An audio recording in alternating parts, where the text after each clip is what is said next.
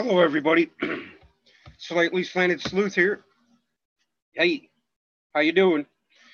Um, Nobody's here to join me yet. Let's hope some of you will. But anyway, I wanted to talk about the CIA documents today, that specifically the Gateway Project, because it's precisely what we've been learning about from Phil, actually. You know, watch, I'll share my screen with you and we'll get down to business. Doesn't even look like anybody's in the, oh, there's 5 people. Hey, everybody. Glad you could join me. But I'm sitting here solo for now. I wanted to share my, hey, what's up, Paula?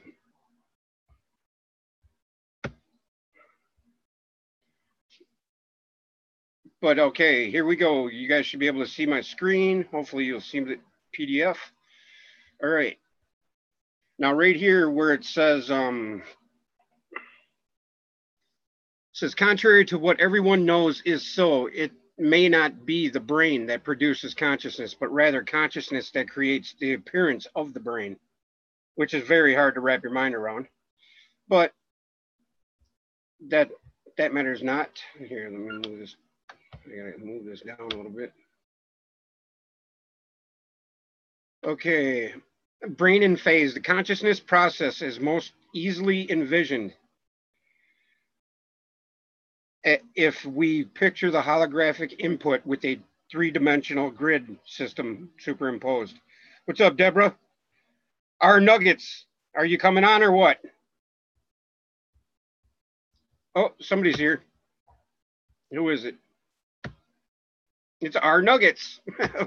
What's up, Eric? You're muted. Hey, what's going on? What's up, buddy? I like the name. What's up? Why'd you come up with our Nuggets, man? Oh, well, Eric R, and so a play on that with the R Nuggets, and then oh, okay, I got the you. R for like R's, like us, R Nuggets, the Gotcha. truth and reality. And then it was like also like with the email, I can just simply say, hey, email me RNUG or RNU double G double Z. Good. I was like, hey, it kind of fits. Why not? Yeah, it's mine is a play on my name, I guess, and the number 3. You know, the S.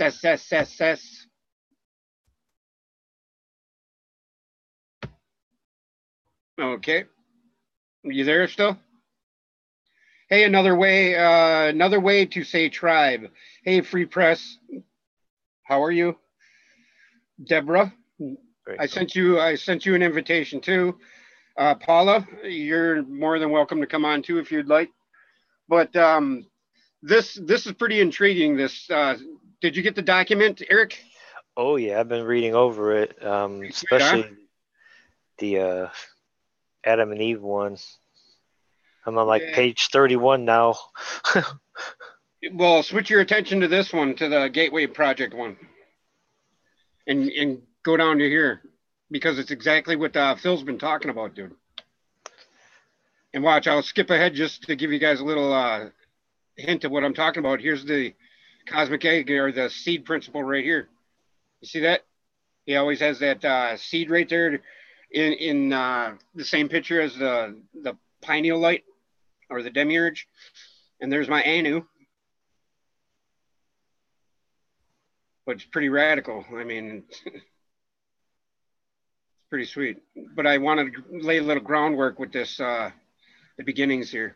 And it's Bentov. You know, I had sent some stuff to Phil previously about Bentov. Maybe it was this. I think I did share this with him.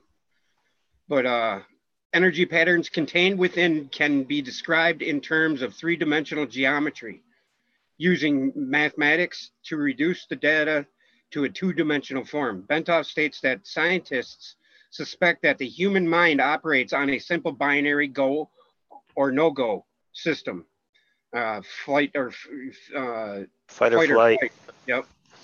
Same thing. System as do all digital computers, and we already figured that one out, right?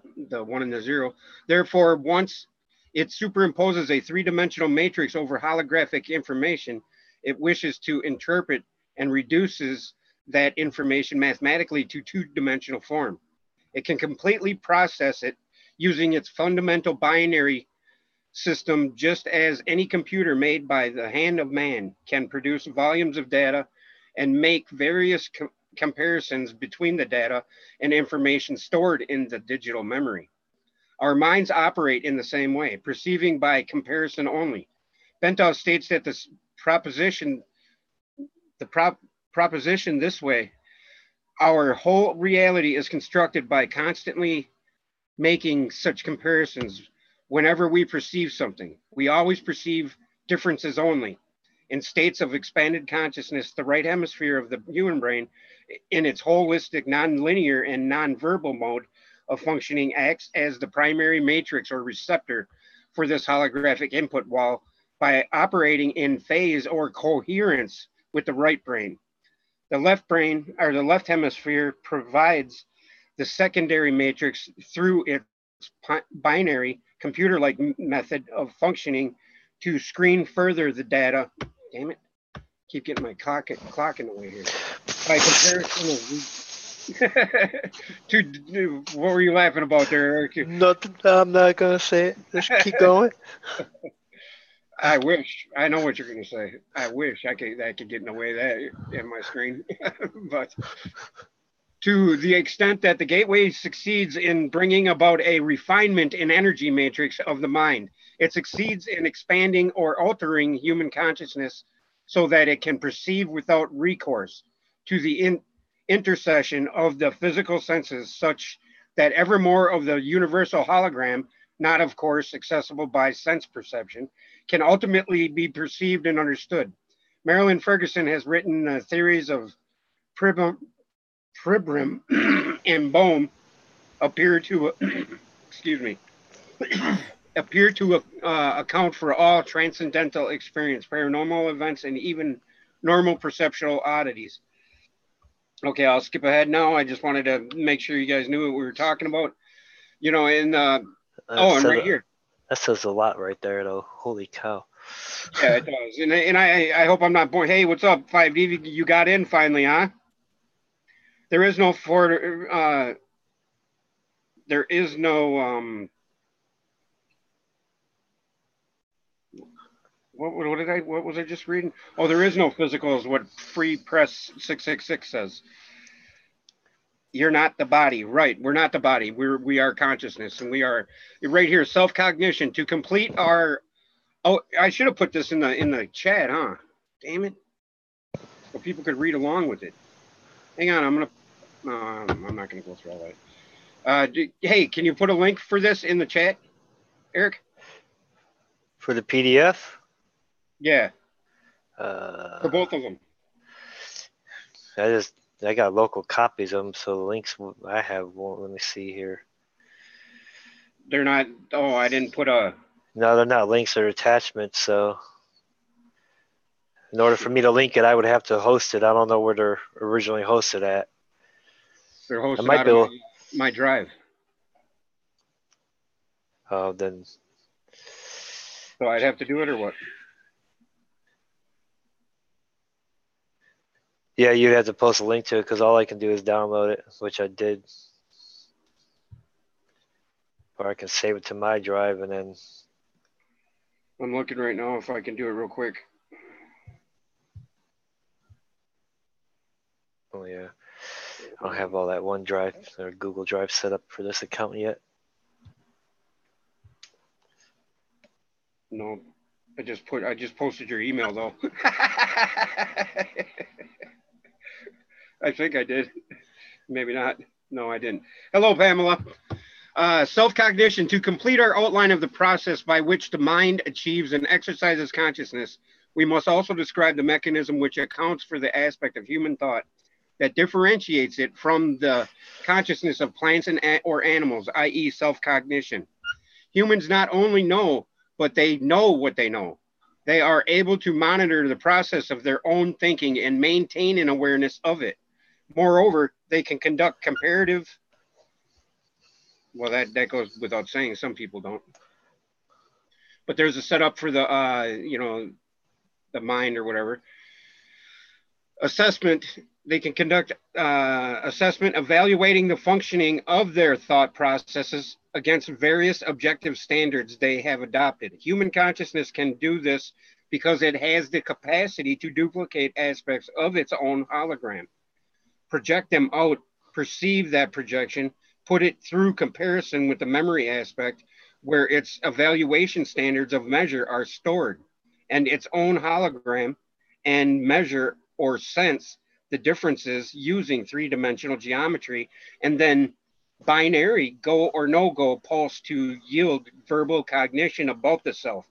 Now, you guys, geometry, I came across this on that SGD, that Sacred Geometry Decoded channel. He so wonderfully described what geometry means. It means, earth measure, or geo, geo is earth, and metry is measure. So geometry is a pretty astounding word if you really break it down. And that's etymology in our paradigm is quite interesting when you get into that. All right, there's links right to the CIA.gov's website where the documents, PDFs are. You can download them right from there. Awesome. Okay, up to this point, the discussion of the gateway process has been relatively simple and easy to follow. Now the fun begins. Gateway involves more than just perception of those aspects of the universal hologram. Okay. Go ahead. What were you going to say? Nothing. Sorry, Eric. You're fine. But if energy is in itself, okay, here, this explains energy and everything, how thought is eternal. Okay, to explain how and why a human consciousness can be brought to transcend the limitations of time-space is the next task which must be addressed. To do this, we must first appreciate that time and space are in order to understand how the dimension that they constitute can be transcended. Physicists define time as a measurement of energy or force in motion.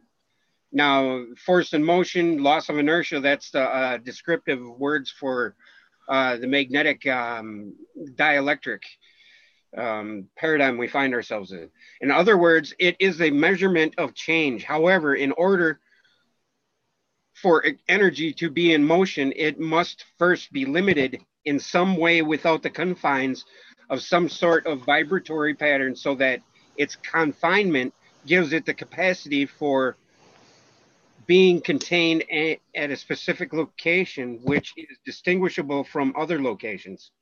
Energy which is not confined is force without limit, without dimension, without the limits of form. It is infinity, cannot move because there is nothing beyond infinity. And that's exactly what Phil's describing the oneness with the all is. You're in one state, you're there in one form, one time, timeless, motion, dimensionless. I have, and I know free press. However, I'm enjoying the third very much. It allows me to interact with some of the highest frequency beings. It's a privilege. That's Pamela's talking. Since I'm immortal, I am in no hurry to give up this physical. I'm happy to be here too. I'm happy to be breathing and farting. I don't, people like to say that they don't like, but I haven't had that bad of a life. I've gone through some strife, but what about you, Eric? You still happy to be breathing and farting?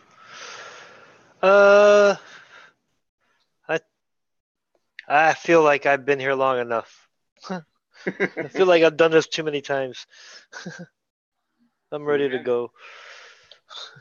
Me, I'm happy to be here. And I'm even happier knowing that there's more out there. You know what I mean?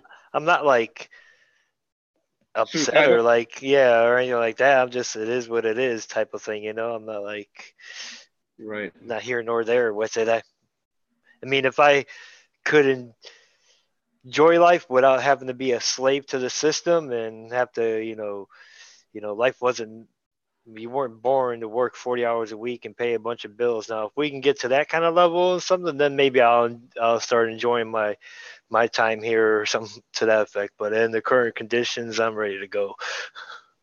By no means, I don't enjoy working and stuff, but I think that's the trade-off of, because I believe that being in a physical form is actually a blessing. And I believe it's called a temple for a reason. And not saying that I treat my temple of the highest order either, because I eat sugar, I eat junk food, I smoke cigarettes. You know, I'm hard on my body and hard on myself. But hey, what's up, Angel? Nice to see you, sweetheart. Yeah, that's part of the experience of coming here, though, so that we can't have those, we can't get those type of goodies and kind of Right. indulge ourselves, so to say, in those senses. So Right. Like I've some said people to like other to do people. while they're Right. here. Yeah. And like I've said to people in the past, when I was a youngin', like 5, 6, 7 years old, I used to have these crazy energy dreams or light dreams with geometric shapes and colors and light, like energy. It was just weird. And I still can't really put words to what I seen or what I dreamt about. But I was scared shitless of the dreams that I used to have. I don't know if you've ever experienced anything like that when you were a kid, but all that seemed to disappear when I was about, as soon as I went into school. Work hard, play harder. Right. Right. That's what Angel just says. Intervening dimensions. Since the absolute is conscious energy in infinity, i.e., without boundaries, and that's the ineffable, the our higher self, and our higher self is one entity being, uh, which is us. We're just fractals of that entity. It accompanies every dimension to include the time space dimension in which we have our physical existence, but we cannot perceive it. Isn't that what Phil says over and over? It overlays everything, as do many of the intervening gradients or dimensions through which the energies of the universe pass on their way to and from their home. In the state of infinity, the absolute. To enter these intervening dimensions, human consciousness must focus with such intense coherence that the frequency of the energy pattern which compromises that consciousness, i.e., brainwave output, can accelerate to the point where the resulting frequency pattern, if displayed on an oscilloscope, would look virtually like a solid line.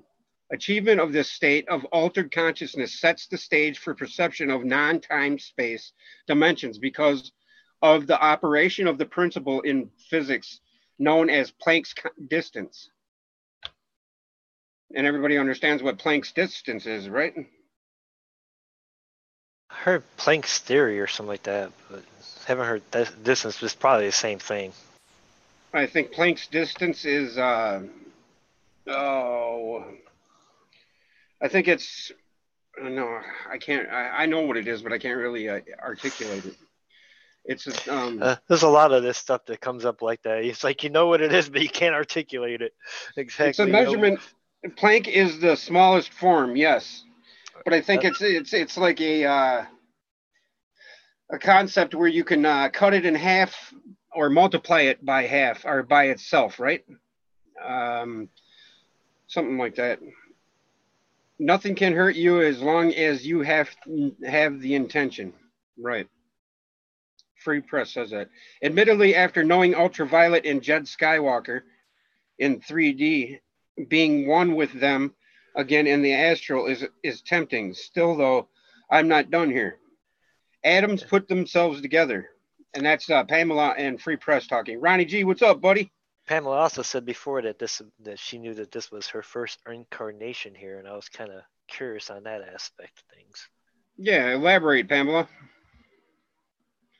This is an aspect of quantum mechanics which applies to the fact that any oscillating frequency, such as brainwave, reaches 2 points of complete rest, which constitute the boundaries of each individual oscillation.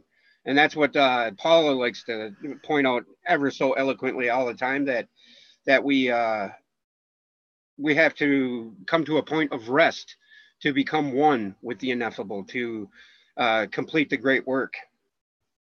And that's what Phil stated. You know, he stated that he was just still in his mind, and then boom, it hit him. If you're here today, you have been here millions of times. I don't know. I don't know, because there's certain beings, angels, that are here for on their own accord. They're not here because they had to keep coming here. But I believe that I decided to come back here, you know, because I just believe that.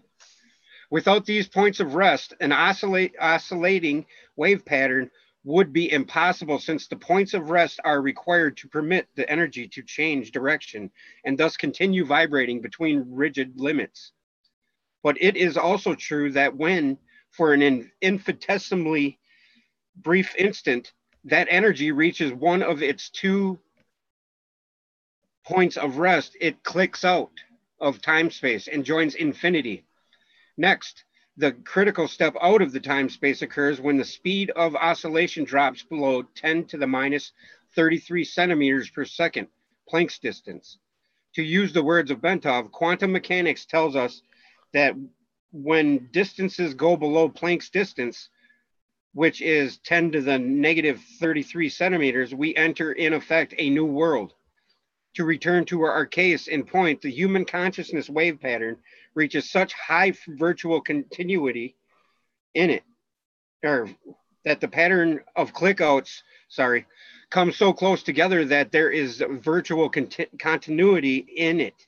Then a portion of that consciousness is actually postulated to establish and maintain its information collection function in those dimensions located between time, space, and the absolute. Wow. So that's the do-what then, isn't it? Isn't that where we go between lives? You know, the I have to reread that. Oh, let's go back. Let me reread that part again a second here. Okay, we're going to skip ahead because that stuff's a bunch of... Okay, here's the oscillation scope, the click-out portion of the oscillating energy transversing intermediate dimensions. And I think the intermediate dimension, wow. What's that? The intermediate dimension is actually the do-what, I believe. I think that's where our souls go in the in-between. And I think we decide when we come back, because we always have to come back if we want to become one with the ineffable, you know, melt back into the furnace. And it explains that coming up here. Inhibit those dimensions between time, space, and the absolute. In doing so, we may better perceive the form that reality assumes when we encounter it in those intermediate dimensions. In this context, Bentov tells us that the causal relationship between events breaks down, movements become jerky rather than smooth. Time and space may become grainy or chunky. Perhaps a piece of space can be traversed by a particle of matter in any direction without necessarily being synchronized with that piece of time. In short, a pair of events will occur in either time or space, the pair not being connected causally, casually, but by a random fluctuation. And that's where he's speaking about the entanglement or whatever. I thought I was on another page, but I wasn't. She's here. Where is she? I don't know. She says she's in Hangouts. Yeah, Pamela, I know you're in Hangouts. I have subbed to you, Pamela, and I am going to be in contact with you because you have things I would like to discuss. Special status out-of-body experience. Although human consciousness can be with enough practice move beyond the dimension of time and space, the interface, I just want to make sure I'm not skipping. Okay, the interface with other energy systems in other dimensions, the entire process is appreciably enhanced if that consciousness can be detached in large measure from the physical body. Before such interface is attempted, once an individual becomes proficient in the technique of out-of-body movement and then reaches that point where he or she is able to click out part of his enhanced consciousness while starting from a base located much closer to the dimensions with which he wishes to communicate. In other words, since he is starting from a point much higher up, to use an analogy from the time space context, that part of his consciousness involved in clicking out will have that much more time to interact in the dimension beyond the time space. Okay, that's not the paragraph I wanted to be on. Right here, this is where I wanted to start. Okay, now this is from the Big Bang to the torus. Working from the widely accepted Big Bang theory, Bentoff presents a conceptual model to depict the process of time-space evolution. The relative position of the universal program, or hologram. That hologram is often called a torus because it is thought to have the overall shape of an immense self-contained spiral. Basing his thesis on recent studies concerning the distribution of quasars, quasi-stellar objects, and operating on the premise that in the universe, smaller processes tend to mirror images of larger ones, i.e., the pattern of electrons around the nucleus of an atom mirrors the way planets orbit their suns, and so on. Bentoff postulates that the following scenario, taking his cue from the observed capability of quasars to eject enormously concentrated beams of matter from their interiors in a controlled non-concentric version of the Big Bang, he envisions a similar process occurring in the generation of the universe. And it says see exhibit 4 on the next page, and that'll be coming up. Noting that those galaxies located to the north of our, this is important now, guys, pay attention to this. Located to the north of our own galaxy are moving away faster than those located to the south. And that those to the east and west are demonstrably more distant. Bentoff regards this as substantive evidence that the jet of matter, which expanded into our universe, has turned back upon itself, eventually forming an ovoid or egg shape. He sees matter in our universe entering the ovoid pattern following ejection from a nucleus composed of extremely compressed energy through a white hole. At the end of the trip to the far end of the ovoid, he sees it departing via a black hole.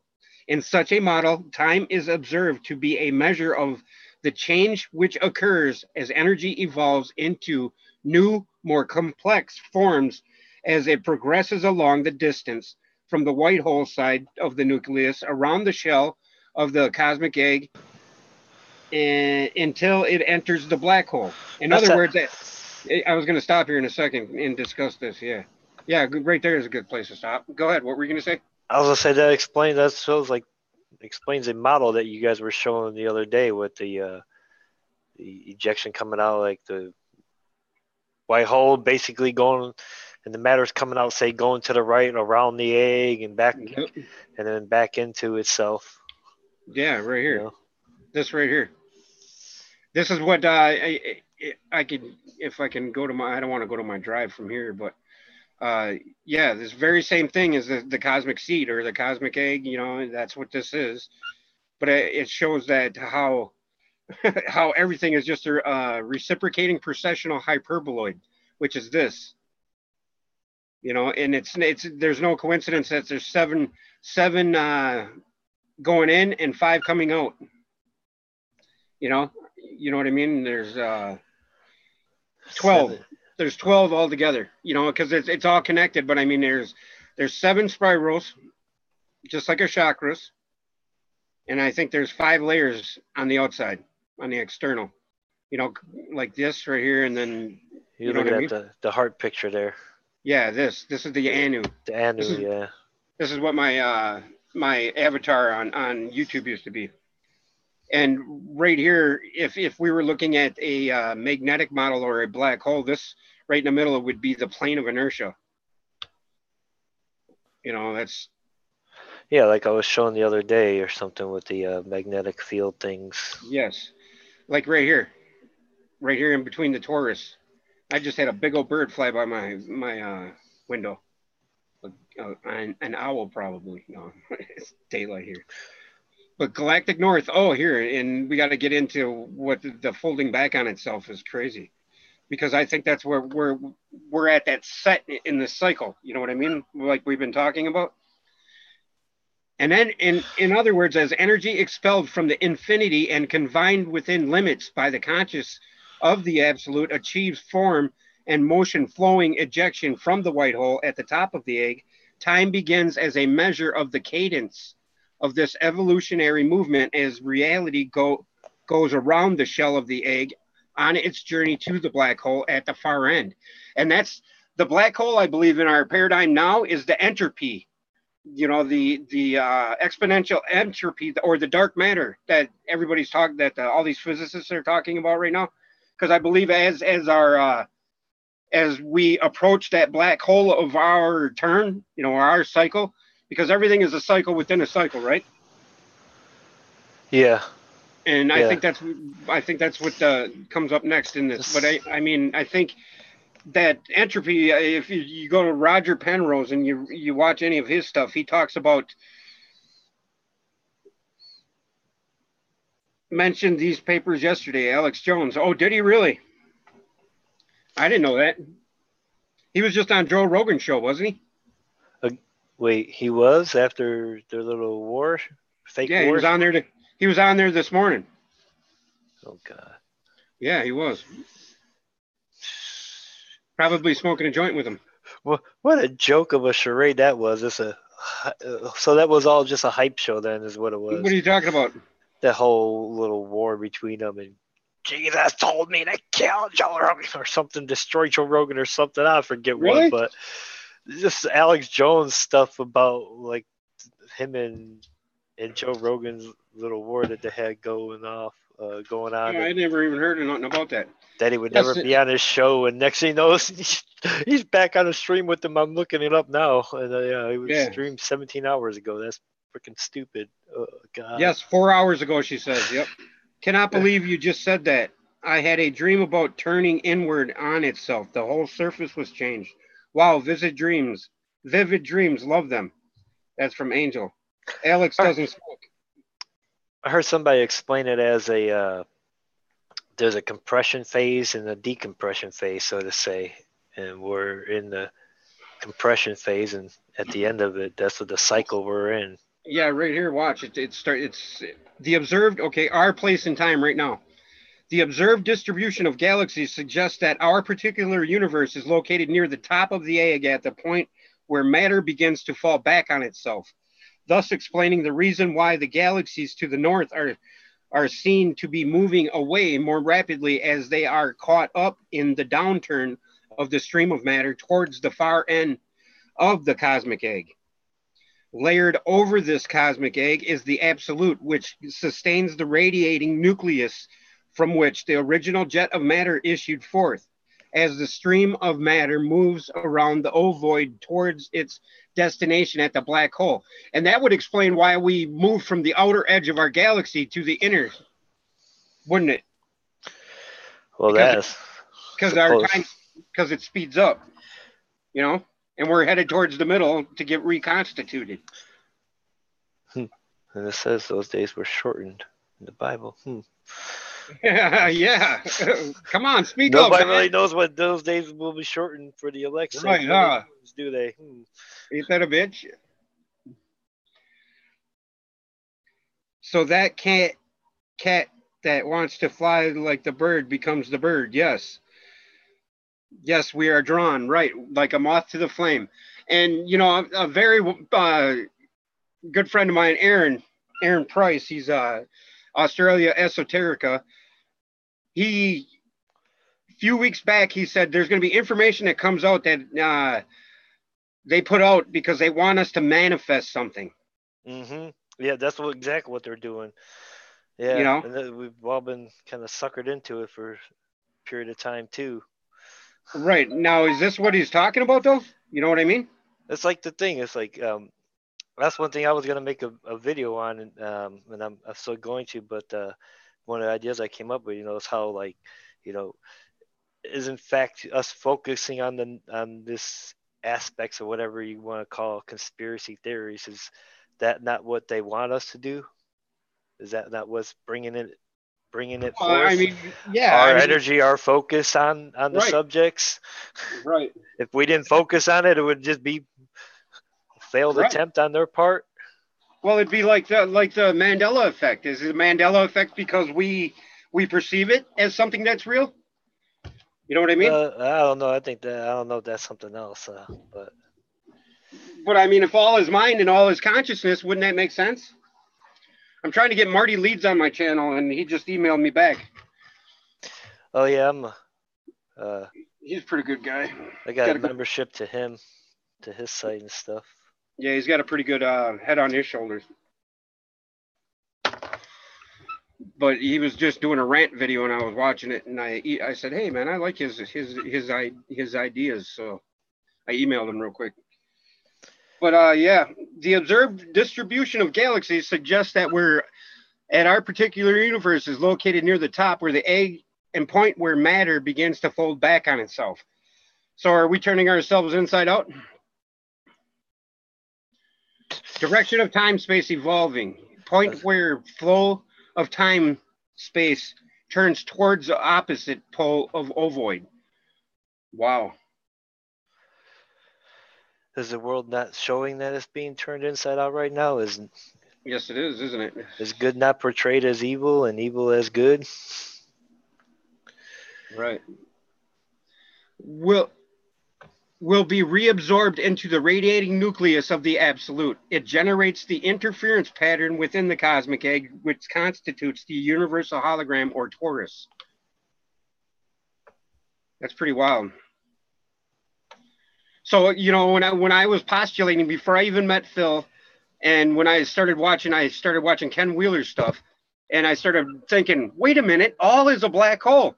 And then Cindy, 10,000 Lakes, BC, we had this little Nibiru meeting when I was still on the Nibiru train. And Nibiru is a black hole. No, just joking. Well, Nibiru is another way to explain the ascension process. You know, no, it is. I mean, it is, if you really get down to it, because a river, the great work, or I'm not even going to try to explain it because I don't know for sure, but Phil did. I can give you a link on what he explained it. I was on that subject. I'll go to my beautiful third job now.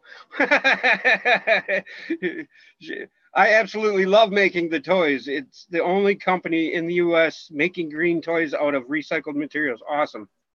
Awesome. I just found it funny that she loves being here and she's got 3 jobs.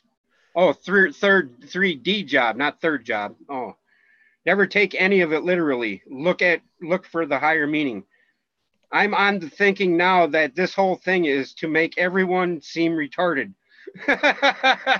Okay, Yawa Nawa. All right, so here we go. Will be reabsorbed. Okay, since the torus is being simultaneously generated by matter in all of the various phases of time, so that means we're manifesting our toroid, right? It reflects the development of the universe in the past, present, and future, as it would be seen from our particular perspective in one phase of time.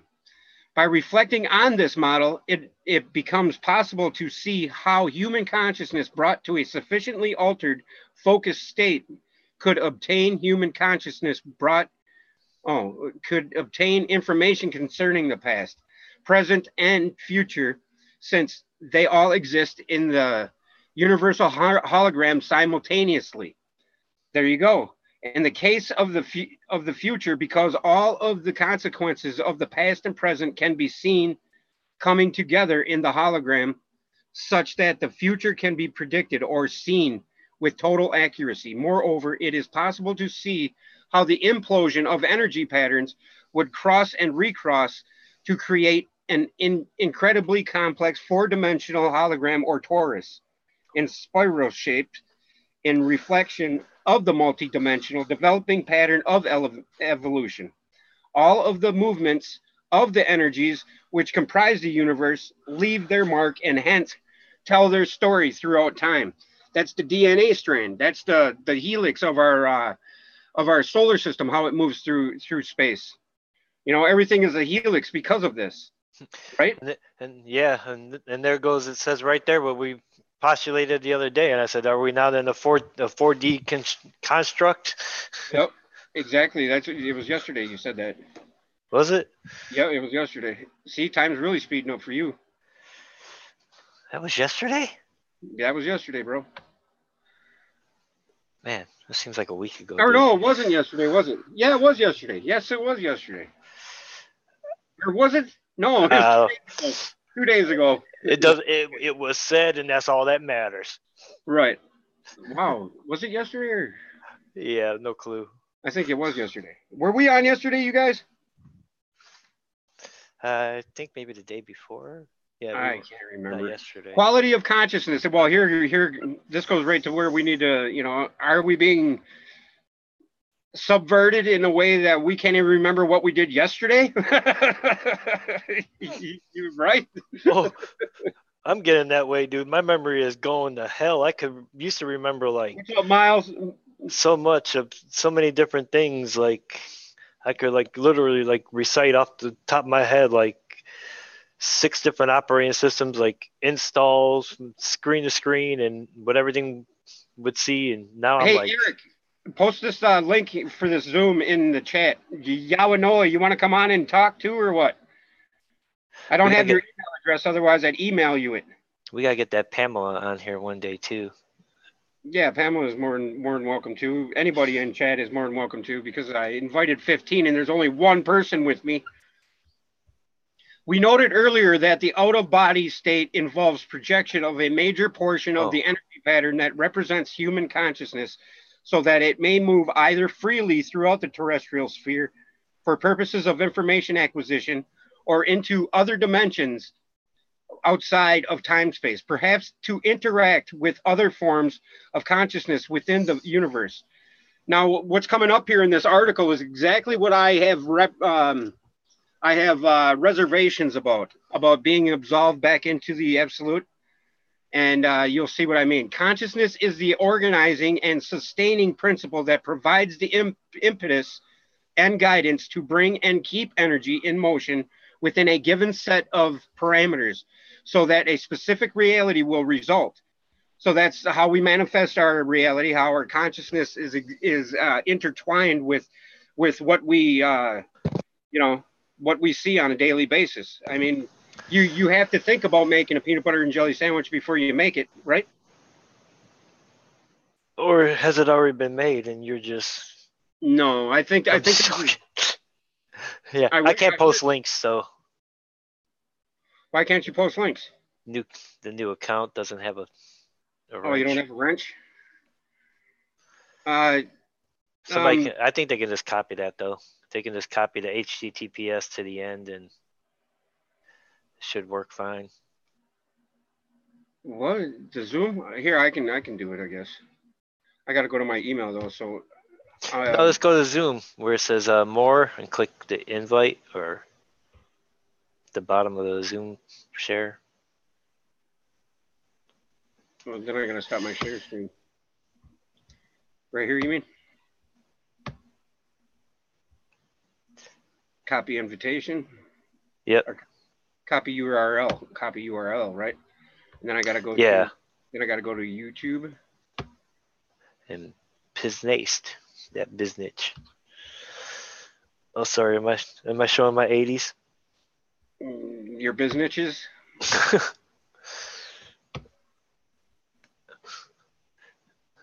Back then, everything we said had that little added to it.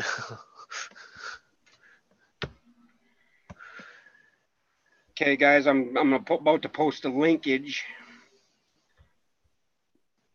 So you might hear a little disruption in the stream, and probably start doing the infinite. And I find that odd too. That when you record your own recording, or you go to your own live stream,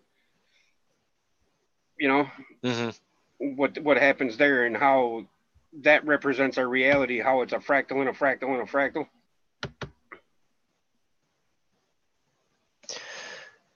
Yeah, which is amazing because it works on like every level, no matter what you look at. You can Oh, everything's I a don't know how to fractal. access my clipboard on my keyboard. So how do I do that? Control C, Control V to paste it.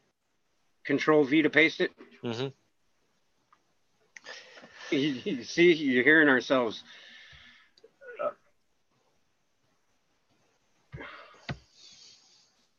Oh, come on.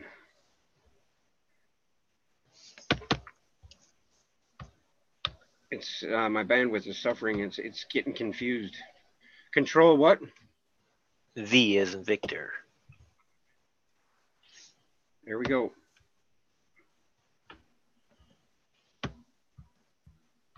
There you are. That only took 25 minutes. What's that supposed to? Nothing. Now we're gonna see what our reality looks like here. Just PEBCAC issues, that's all.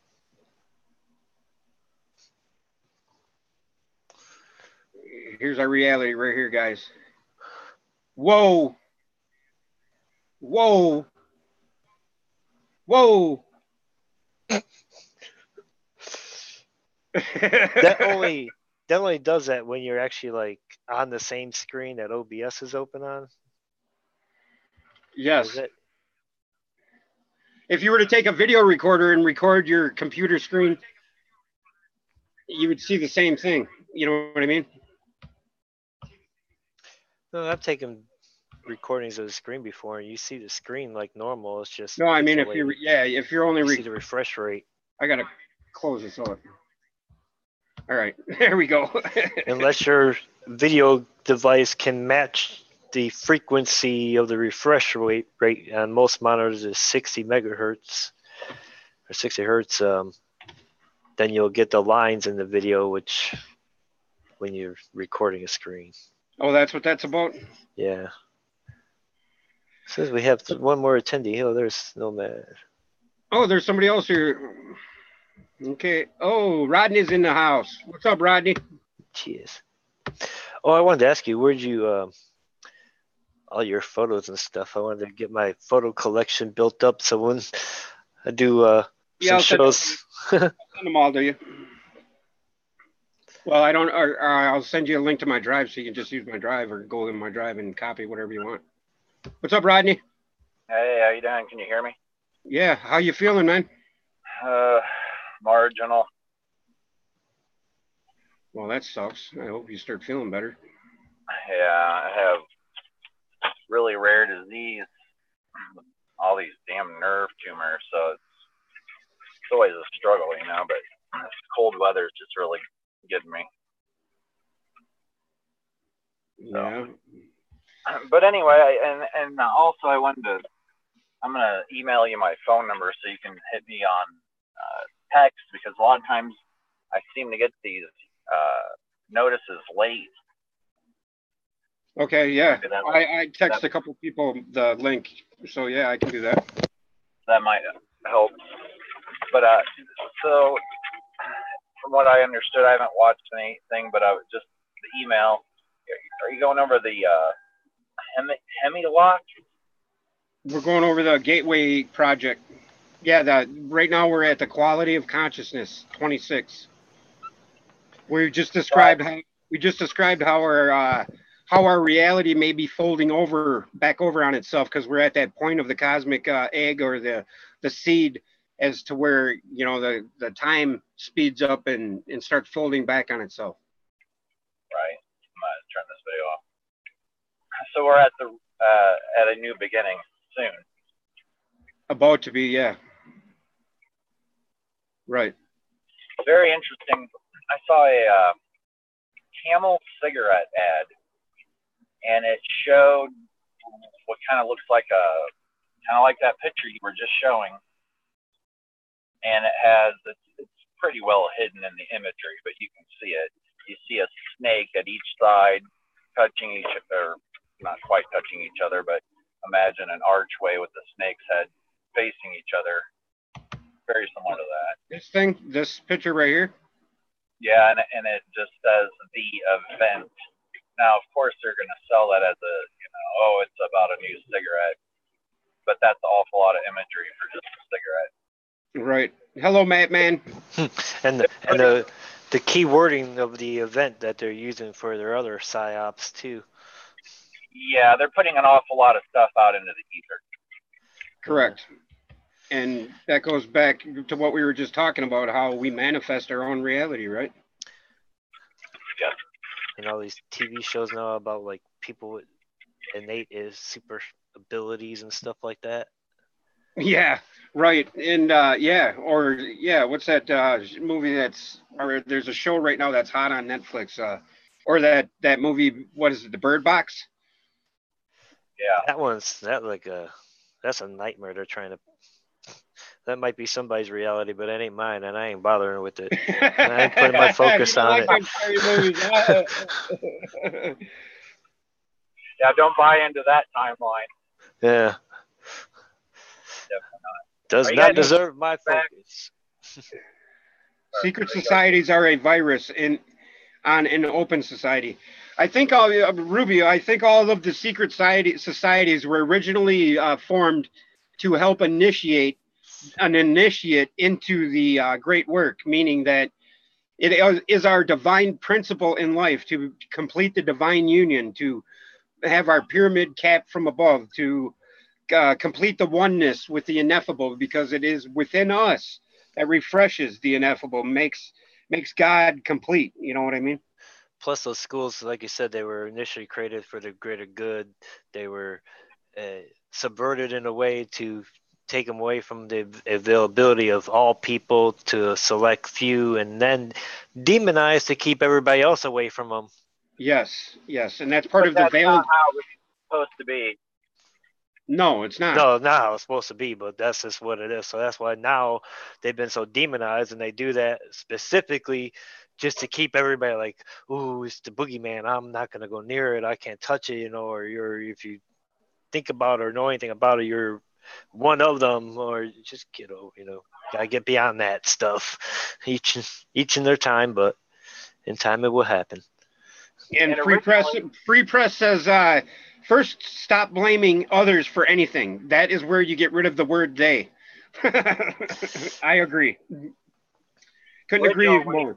Language was only symbols. There was no spoken language. Right. And like this paper states, it states that in our mind, when a word comes up, we do comparison.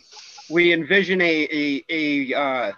like when you're in school, when you want to place something away and remember it for a test, you affiliate it with something, and that's exactly what our minds work like. Is we could make comparison with certain things, and I'm sure that's how the hieroglyphs used to be. Where you get all of these symbols together, and it imprints within your mind quicker and faster as to what it means, and there's no variance in what a picture means as compared to a that's a picture story, really. The Caduceus and what's this? The toroid. Oh, this is the breakdown of the Anu. They had a much similar to what you were just showing. Yeah, that Anu used to be my avatar for my YouTube channel. Used to be my picture that was next to my name. I was watching something about how this is now represented as the medical symbol, and it's not really the caduceus. It's not the medical symbol. It was the real one? The single staff in the snake, a single snake and the staff. No, I've always remembered it as two. There was something I would have to look it up to show you, but the caduceus is actually it's derived from Egyptian, and I think it was Thoth's. It was Mercury's symbol, wasn't it? Thoth? I can't remember. Azra, something cool. Azra. I know what you're talking about. And just to be clear, Thoth is not a person. He's a personification of the divine, the demiurge, you can say I call the demiurge divine because it is the creator of our physical manifestation. Without it, the zero would not be able, to experience itself. Zero meaning the ineffable. If he's not real, then how is he the thrice born? Well, I don't know, because it's just like It's the real dude. This it's is just like spirit. This is the, it's like like Jesus. It's like Jesus Christ. He was Jesus isn't Christ isn't his full name. Jesus was just Christ. He completed a great work. You know. I see it more as like Thoth is like his soul name, his spiritual name, and he was born and incarnated as Hermes, Hermes, Tahuti. whoever else. I forget all but the three Yeah, times he incarnated here. several. Zarathustra, you think he's in there? Yes, I think Quetzalcoatl, all of them. But I think there's the same. That's what I mean. That because I used to think in the physical sense that Thoth was reincarnated, and like recently I went over to Gerard Morin's channel. I don't know if you guys are aware of who he is, and I stated to him, I think your Thoth reincarnated because I think that Tesla was Thoth reincarnated. You know. But now I realize that we all can become a Thoth. We all can become a Everybody Jesus can be a Christ. Tesla. Huh? Everyone can become a Tesla if you can just tap into that frequency. Correct. You have to become one with the ineffable, The universal mind. Yes. We would describe as universal Our mind. higher self. Which hopefully is tapped in currently. Like who is? I said, which we hope is tapped in currently to the higher realm. If it wasn't, would we be looking for this information? Well, I think this information is being presented to us partly because it's time. You know what I mean? And I honestly believe that's why Phil made it into my paradigm at this moment, is because it's time. You know? I thought you were about to say my paranoia. Well, that too, but it's not paranoia at this point. It's truth, because we all know something's going on. We all know that there's some planet of the crossing, and we are that planet of the crossing, in my opinion. We are at the galactic river crossing, and that galactic river crossing is also directly attributable to the great work, which means, that it's within us and it's without us. As within, as without, as above, so below, as below, so above. That whole cliche statement. At this point, it becomes cliche because it's been repeated so much.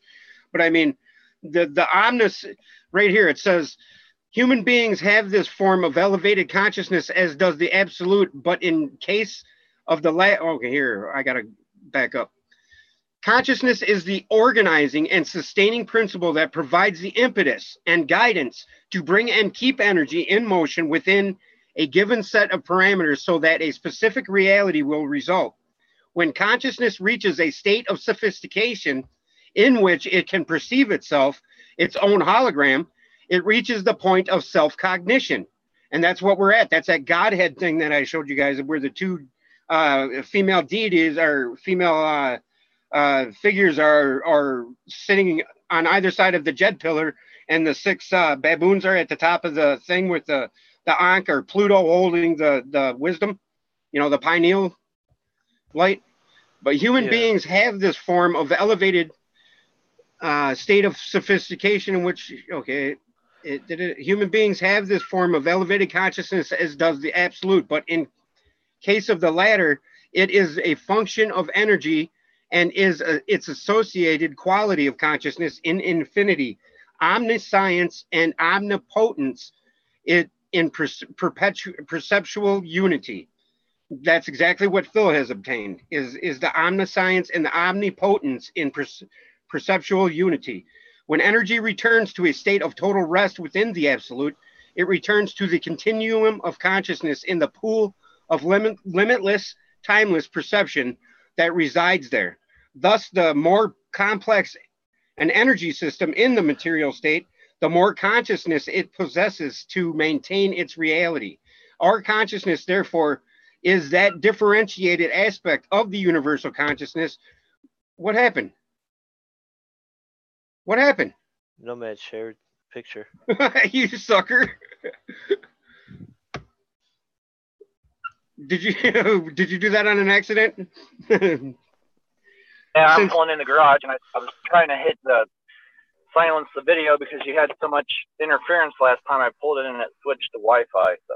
Oh, Our consciousness, therefore, is that differentiated aspect of the universal consciousness which resides within the absolute.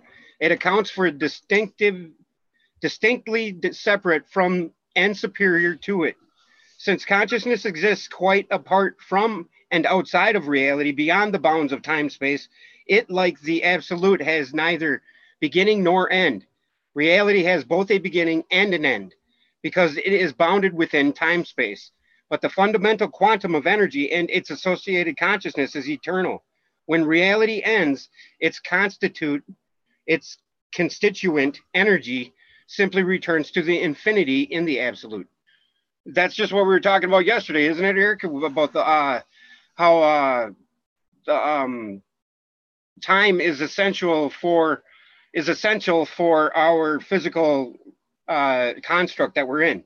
Without time, physicality would not be possible because that's what keeps the physical mind in its quasi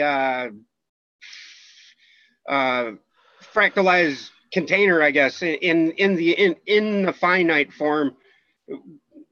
It's how our infinite body, our infinite light body, can be contained in the finite form. It's basically the structure that allows matter to condense. Yes, and holds events separate, so we wouldn't go freaking batshit crazy, right? I listened to some video said the next jump up is 21 senses. Can't tell you if that's true or not. What the hell are 20? So apart from our 5, we'd have another what? What is that? 18, 17, 16? Yeah. 16 more? Why did I want to say we had 7 senses? And I can't even imagine that. No shit. What else would there be? Apparently, almost no such more. thing as time. We are all one being, one consciousness expressed in the infinite. Yes, P. Turtle. The universe is us, and we are the universe, pulled into the third dimension. Yes. No, I don't think it's by nefarious means. I believe that it's by our own accord or the ineffable's own accord that we are here in the physical sense, because I believe it's the roller coaster in which we learn or bring back experience to the ineffable. Without the demiurge that created our reality would not be able to feed experience and emotion back to the ineffable, if that makes sense. What do you think about that, guys? Makes perfect sense to me. Taking the information back to the central node. Yes. And you as an IT guy got something to say about that, right, Eric? Nope.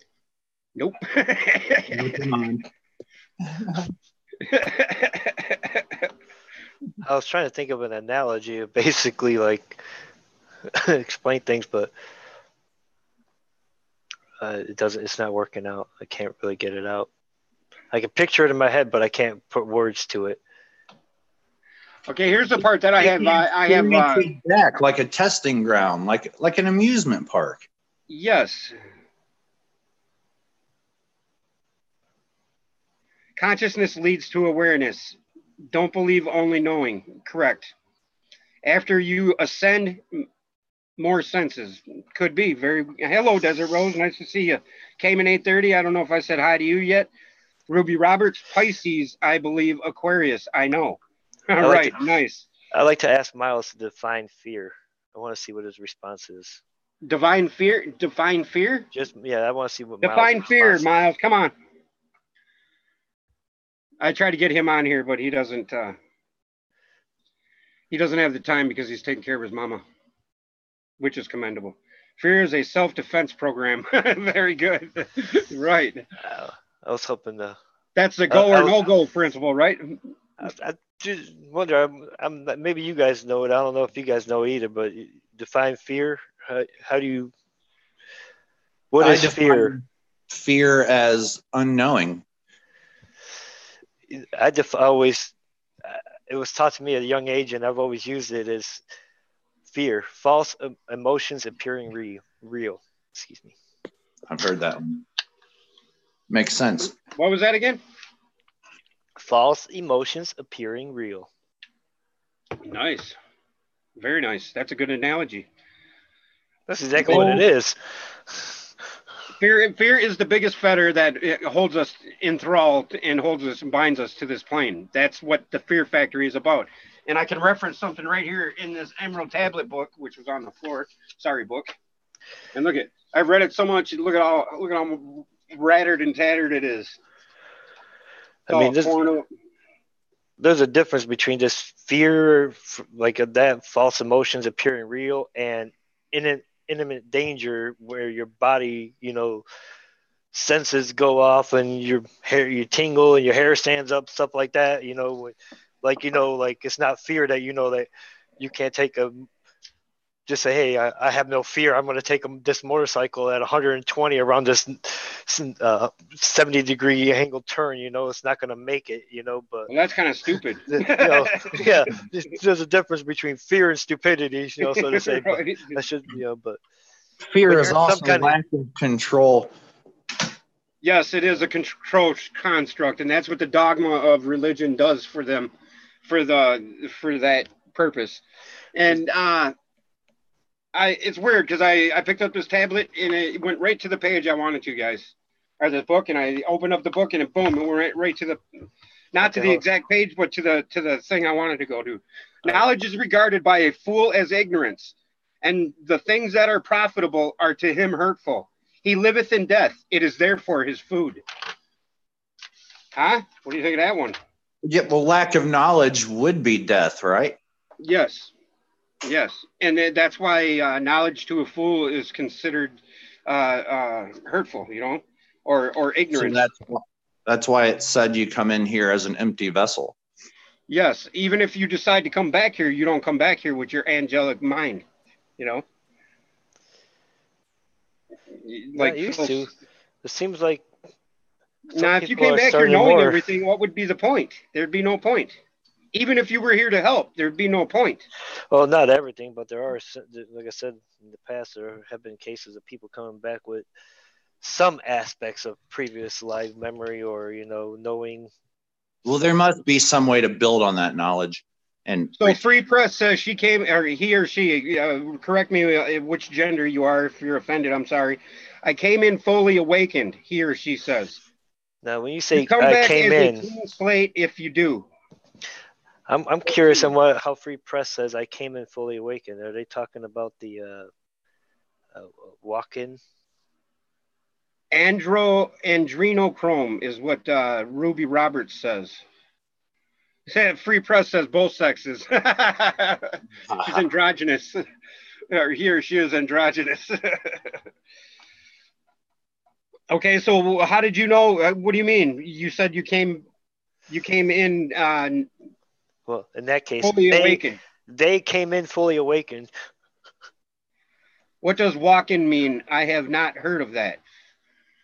A walk-in, I think, means that you incarnate in a soul that's already been here, like an adult, right? Yeah, supposedly basically,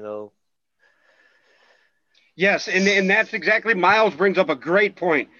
I hope you don't reincarnate, and I think he means, with all of your knowledge, because it would become a totalitarian communist megacorp ruled nightmare. And the divine Free Press says the divine female is the universe, and the action male is here. Yes, you're right. The Winston Breaks. Yes, just watch Ghost in My Child. I don't know what that means. Kids that recall 911, etc. Yeah, there are all kinds of children that recall. Like I remember this one because I read up on this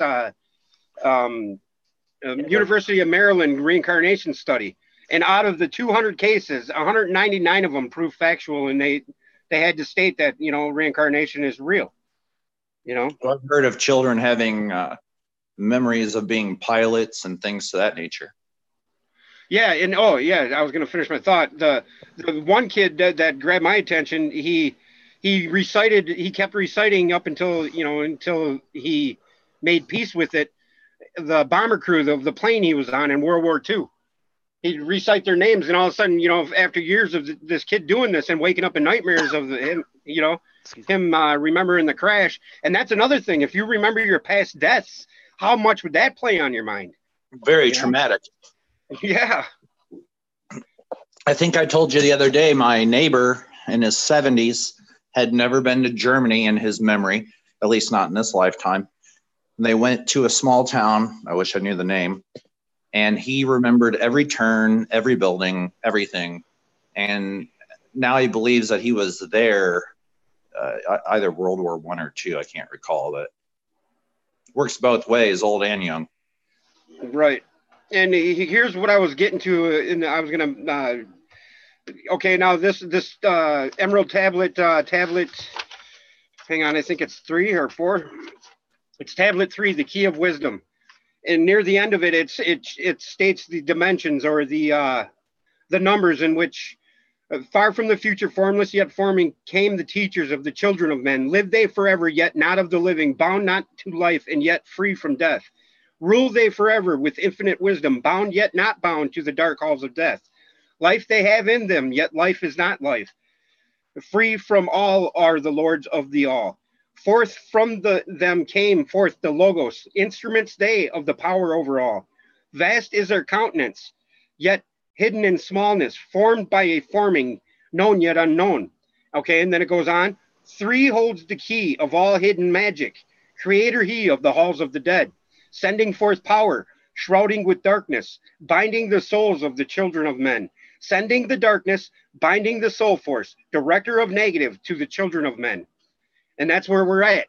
We're at the third rock, third dimension, and that's who holds the keys to all hidden magic in our realm, is the creator he of the halls of the dead, and that's the demiurge. Do you believe it was supposed to be that way? Yes, I do believe it's that way for a reason. It's because you have to overcome that fear, that fetter that binds you to this plane while you're in the fear factory. Otherwise, it doesn't matter.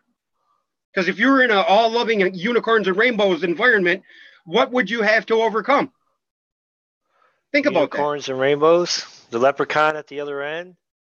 Yes, and a hero in Greek was one who did great things for good or evil. Jim 369, what's up, bud? That leprechaun at the other end, man, at the rainbow. He might be a tough little bastard. You never know. Right. Brother, I'm doing good and loving life. Thank you and hope you have a good evening. Love you. Love you too, Desert. And how could you know good if you didn't know bad? That's the polarization of the seven hermetic principles in our existence. That's exactly what it is. Doesn't there seem to be some inherent memory in humanity that it was at some point in time a quote unquote golden age where everything was perfect and there was no evil and stuff like that? So I mean, I think there's a golden age, and I think that's what we become when we become angels. When we become one with God, we enter that 1,000 years or 1,000 whatever it is of the golden age. You know, when you make the two, when the two become one again. You know, that's said in the Bible. Become an unseen guide. Huh? It's I've always thought that it's possible that you could become an unseen guide.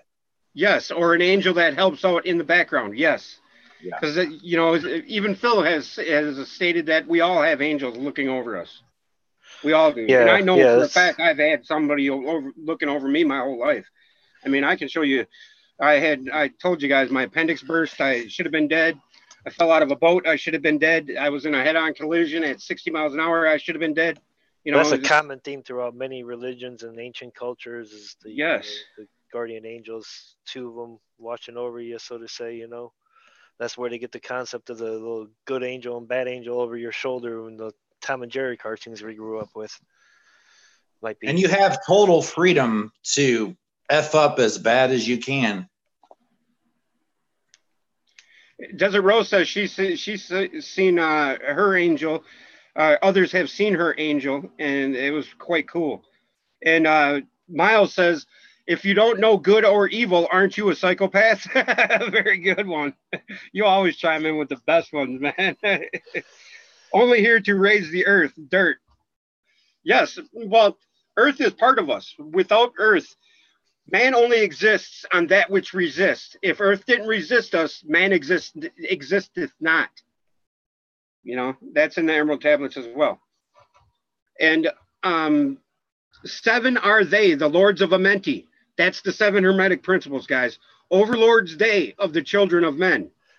Sons of the cycles, masters of wisdom, formed are not they as the children of men. 3, 4, 5, and 6, 7, 8, 9 are the titles of the masters of men. That's the 7 Hermetic principles. Correspondence, vibration, polarity, rhythm, cause and effect, gender, and mentalism. And then that is what creates the all-spark, which creates the correspondence, the vibration, the polarity, the rhythm, the cause and effect, the gender, and mentalism. And then it's just a loop. That's why everything's a loop. That's why our 7 days of the week is a loop. That's why our month is a loop. That's why our hours are a loop. That's why our seconds a loop. That's why our years a loop. That's why everything is a loop. You know, literally everything in our we do, everything we put in as a mass consciousnness is what we get back. Yes, it's what's projected back to us, right? And I believe that our little niche is where our solar system was born from, and that's in the Orion Nebula, and that's why in the Hitchhiker's Guide to the Galaxy, he states all will be revealed in the number 42. M42 is the Orion's Nebula. You know. Yes. So. And words are swords, and that's where the Orion's Nebula is located, in the Sword of Orion. That's why the pyramids are built in the Orion's belt form. That's why all of the mesas in the Hopi Nation are on mesas that are in the form of Orion. That's why the Mayans have the Hearthstone of Creation myth, or the Fire in the Hearth creation myth, where it's they call it a turtle. You know, the 3 stars, or the 3 belt stars of Orion is the turtle. And that's why the Mississippi River Valley mound builders, you know, the particular Indians that, or Native Americans that built the mounds by my house, that's why in the mounds parked by my house is also in the form of Orion's belt.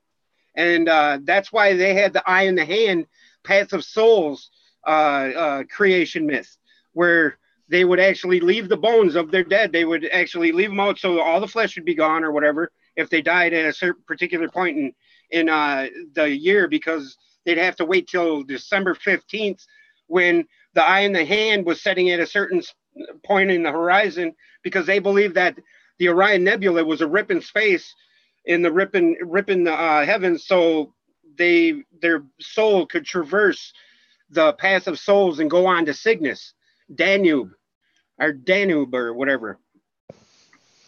You know, and I mean, all of these cultures they knew. I mean, how can all of these cultures, is it because it's the biggest?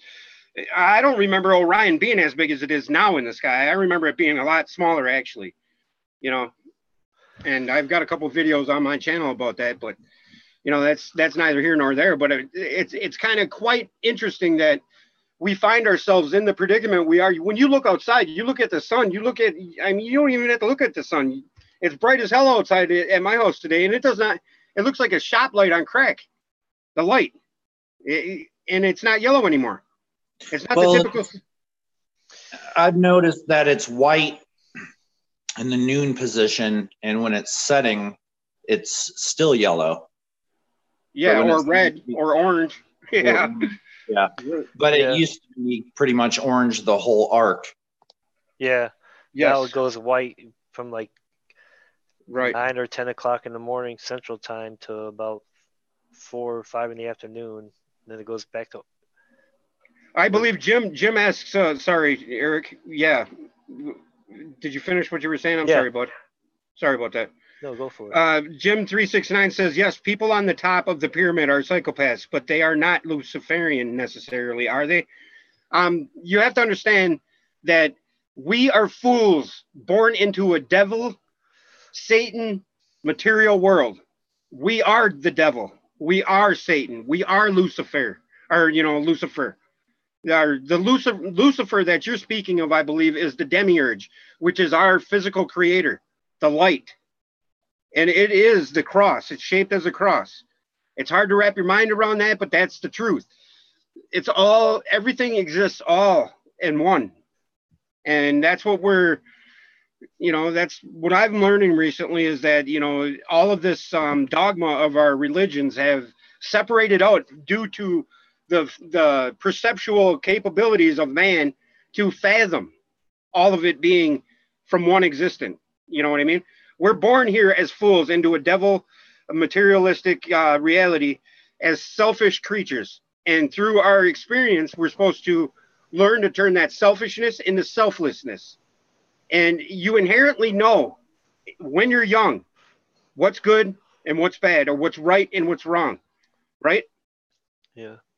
And I mean, you get the upwelling of good when you do good. You get the downtrodden of down when you do bad, and And if you do good and you exacerbate that good feeling that wells up inside of you, that becomes who you are. And you are good or bad inherently at the beginning of life. And being bad isn't necessarily a bad thing, Well, it's the resistance, and it's also the ultimate learning. Yes, but I mean, you have to realize that even bad is the same as good. It's just on a different magnitude or a different level or a different frequency. It's the same. It's just a different polarity. The thing that we're not taught to do is to look at it as basically a service. So basically, that person as being that quote unquote evil, negative being, or that catalyst for whatever event it is, that's something that they're basically giving up an incarnation to play that role, so you have the opportunity to learn in your lifetime. Very true. Very true. That's a good point. That's a hard part to come to wrap your head around too, but I think once you get there, it kind of really transforms everything. And Jim 369 says it is important to raise the Kundalini before death. Jim, you couldn't be more right, because you must die before you die. So when you die, you don't die. You must become one, complete the great work, the divine union, the alchemical wedding, whatever you want to call it.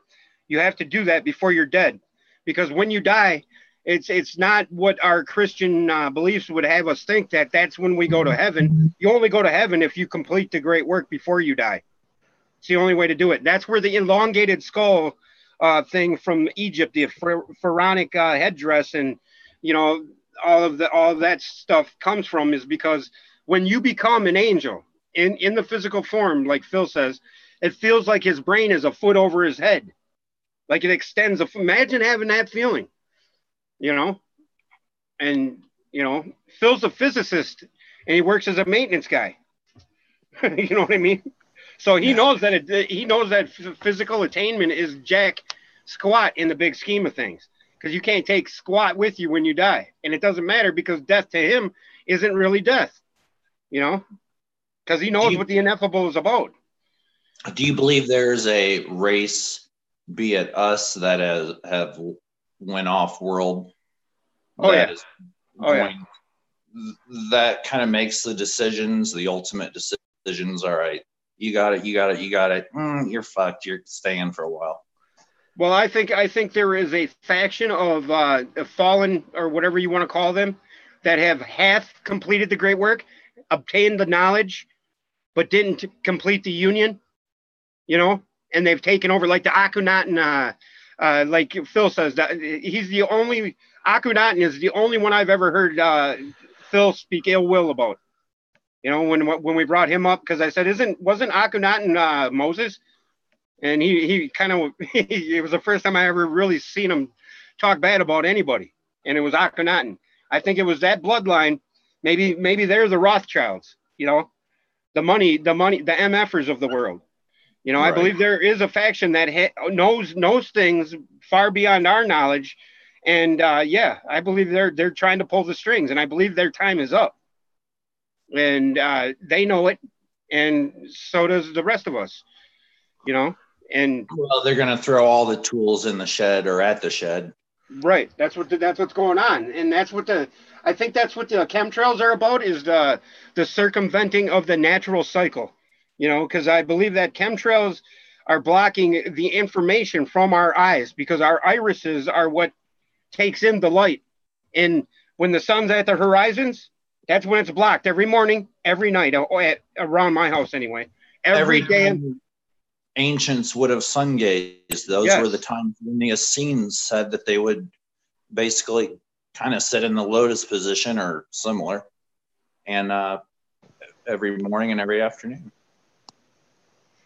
Yes, we keep coming back unless we complete the great work. Yes, reincarnated into a dumbed down society. Right, right.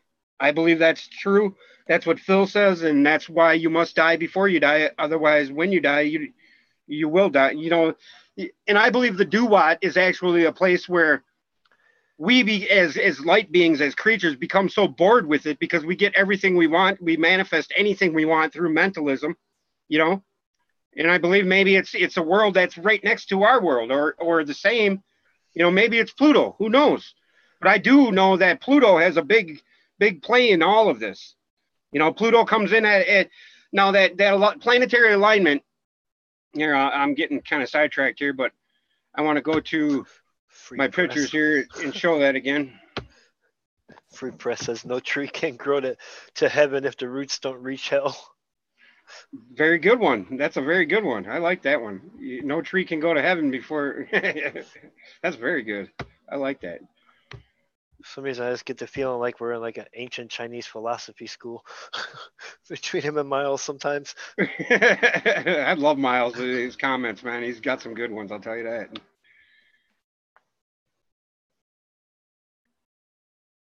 Okay, don't.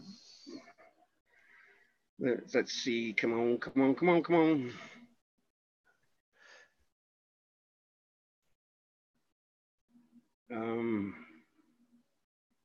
Oh, here, check this out.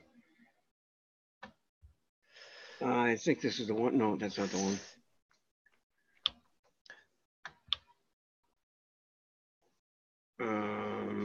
Boom. There's a cosmic egg with the serpent around it. Okay, where's it at? Where's it at? Where's it at? Aladdin 2, 3, nope. Should be right here. There's the light right here. Here's what the pineal light looks like, you guys, right here. Is it going to show it? Or it probably won't, because it's going to be on a different screen, huh? Yeah, shit. No, I swear I've seen that when I've closed my eyes and tried meditating or like sun gaze and stuff, but I haven't had the experience, so to say, like Phil's has had. So Yeah, I think you have to complete the great work. Oh, it was just going to show it. Damn it. I cannot recall if Phil had a. Can you guys see this? Did he do something that he feels sped him up? 20 travel years to some it ancient took him. sites or something, right? Yeah, he went to Angkor Wat. Yeah, I mean, I think that's a big key in getting some of this stuff Okay. done too, is going to some of these sites and doing that stuff. I mean, it might just be unobtainable without it, you know? Being a vegetarian doesn't necessarily help you either way.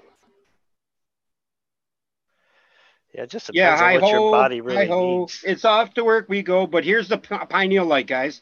And if you look at this on a straight on perspective, it's shaped as the Templar's cross.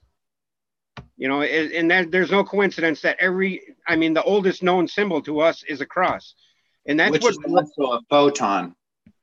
Yes, it looks like a diode off of a computer board too, doesn't it? Oh yeah.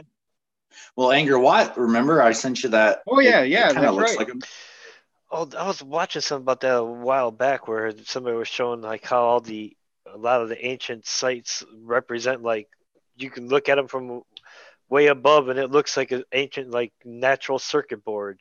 Yes. Like an electrical schematic. Yeah, but all with natural materials, not. It's like What was I was looking for? It's like all of our electronics nowadays and all of our technology is like recreations of what we used to use natural means for. Natural earth energy. Yeah. Well, the pyramids are actually built in the form of Earth force, and it's got the dimensions of the Earth both at the equatorial circumference and the polar circumference. So it shows that it's an oblique sphere, and it's got the moon encoded in it. What exactly is an oblique sphere? Is that the one? Like an egg shape. Okay. Because at the at the equator, our planet is elongated compared to the polar circumference. I just wanted to say I'm coming to mind recalling that like somebody like Neil deGrasse Tyson have gone through like 5 iterations of what the Earth is so far. I think the last one he said was something like pear-shaped. Yeah, it looks like it's sort of like a pear. It's like that. It's like that that cosmic egg, just like the universe is shaped, sort of, not that much of a, but I mean it's due to the bulge of the water that because of the rotation, I believe. But if you were to look at the Earth at its mantle or at its crust, you would see, just a bunch of, and I forget what I was looking for now, guys. First thing that pops up. It's where my ADD kicks in. And I don't know if that's a going consensus about most people that are awakened or, enlightened in a way that they forget what they're doing while they're doing it. I do a lot. I'm always forgetting what I'm doing while I'm doing it. Yeah, it's because it's like, I don't know if it's some people like claim downloads, but I think people misuse terminology way too much. Like, Yeah, that's why I say when I say cliche, because at this point, the download thing kind of irritates me too. Yeah, a lot of that stuff I was actually thinking about. But anyway, did you forget what you were talking about? Where you were talking about it? Yeah, exactly. See, that's what we were talking about. That's exactly what we were talking about. That's awesome. I think it's that, like, to me, it seems like I always say it's like my brain starts going off in different direction, like trying to think ahead of what I want to say, and so I can get it out in an articulate way, and then I get so far ahead that forget where my mouth was at, and it's like. Yes, I do that all the time. That's like when you're making comments online and you get halfway through your comment and you're like, this isn't even what I wanted to say, and you hit erase right away, because it's like this, screw this, or you try to articulate, and like this picture right here, guys.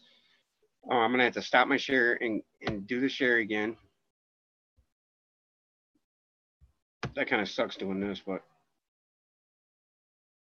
You guys can't see my screen right there, right? Damn it. Okay, I think it's this one.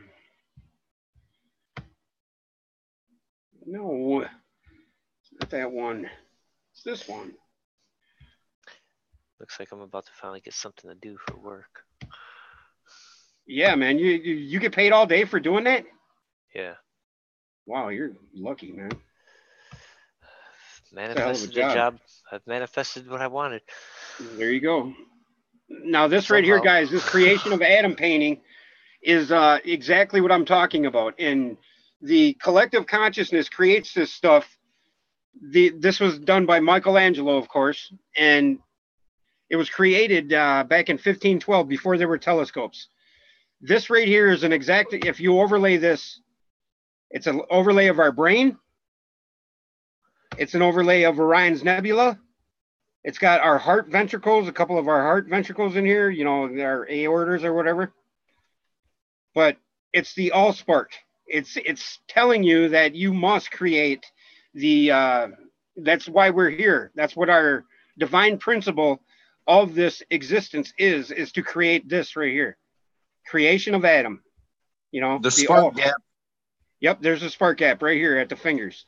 It's exactly what it is. And this, like when the electrical current jumps synapse. Correct. Just like the great. I believe one side. Left, right.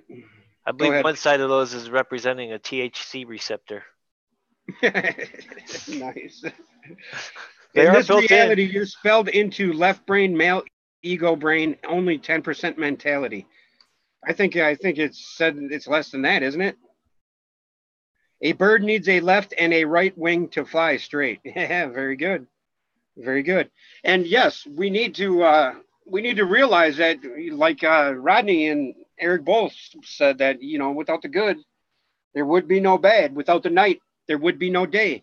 Without the right, there would be no left.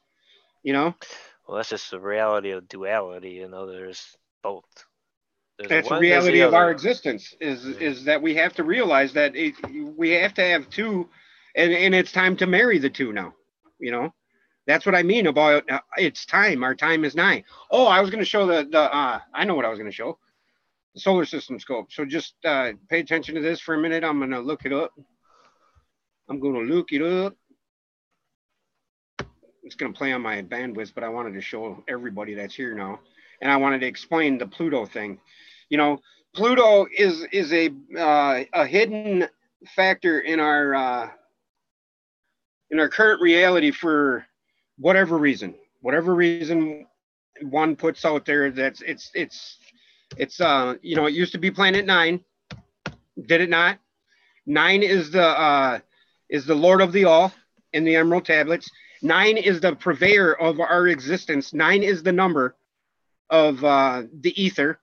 The 369 of the vortex math principle is everything. Nine is it. So planet nine is Pluto. And everybody thinks that they demoted planet nine because they didn't want people saying planet X anymore. It couldn't be further from the truth, because planet nine, Pluto, comes in at the same angle as Sirius. And Sirius is part of this planetary alignment that I'm talking about. So why did I write planet?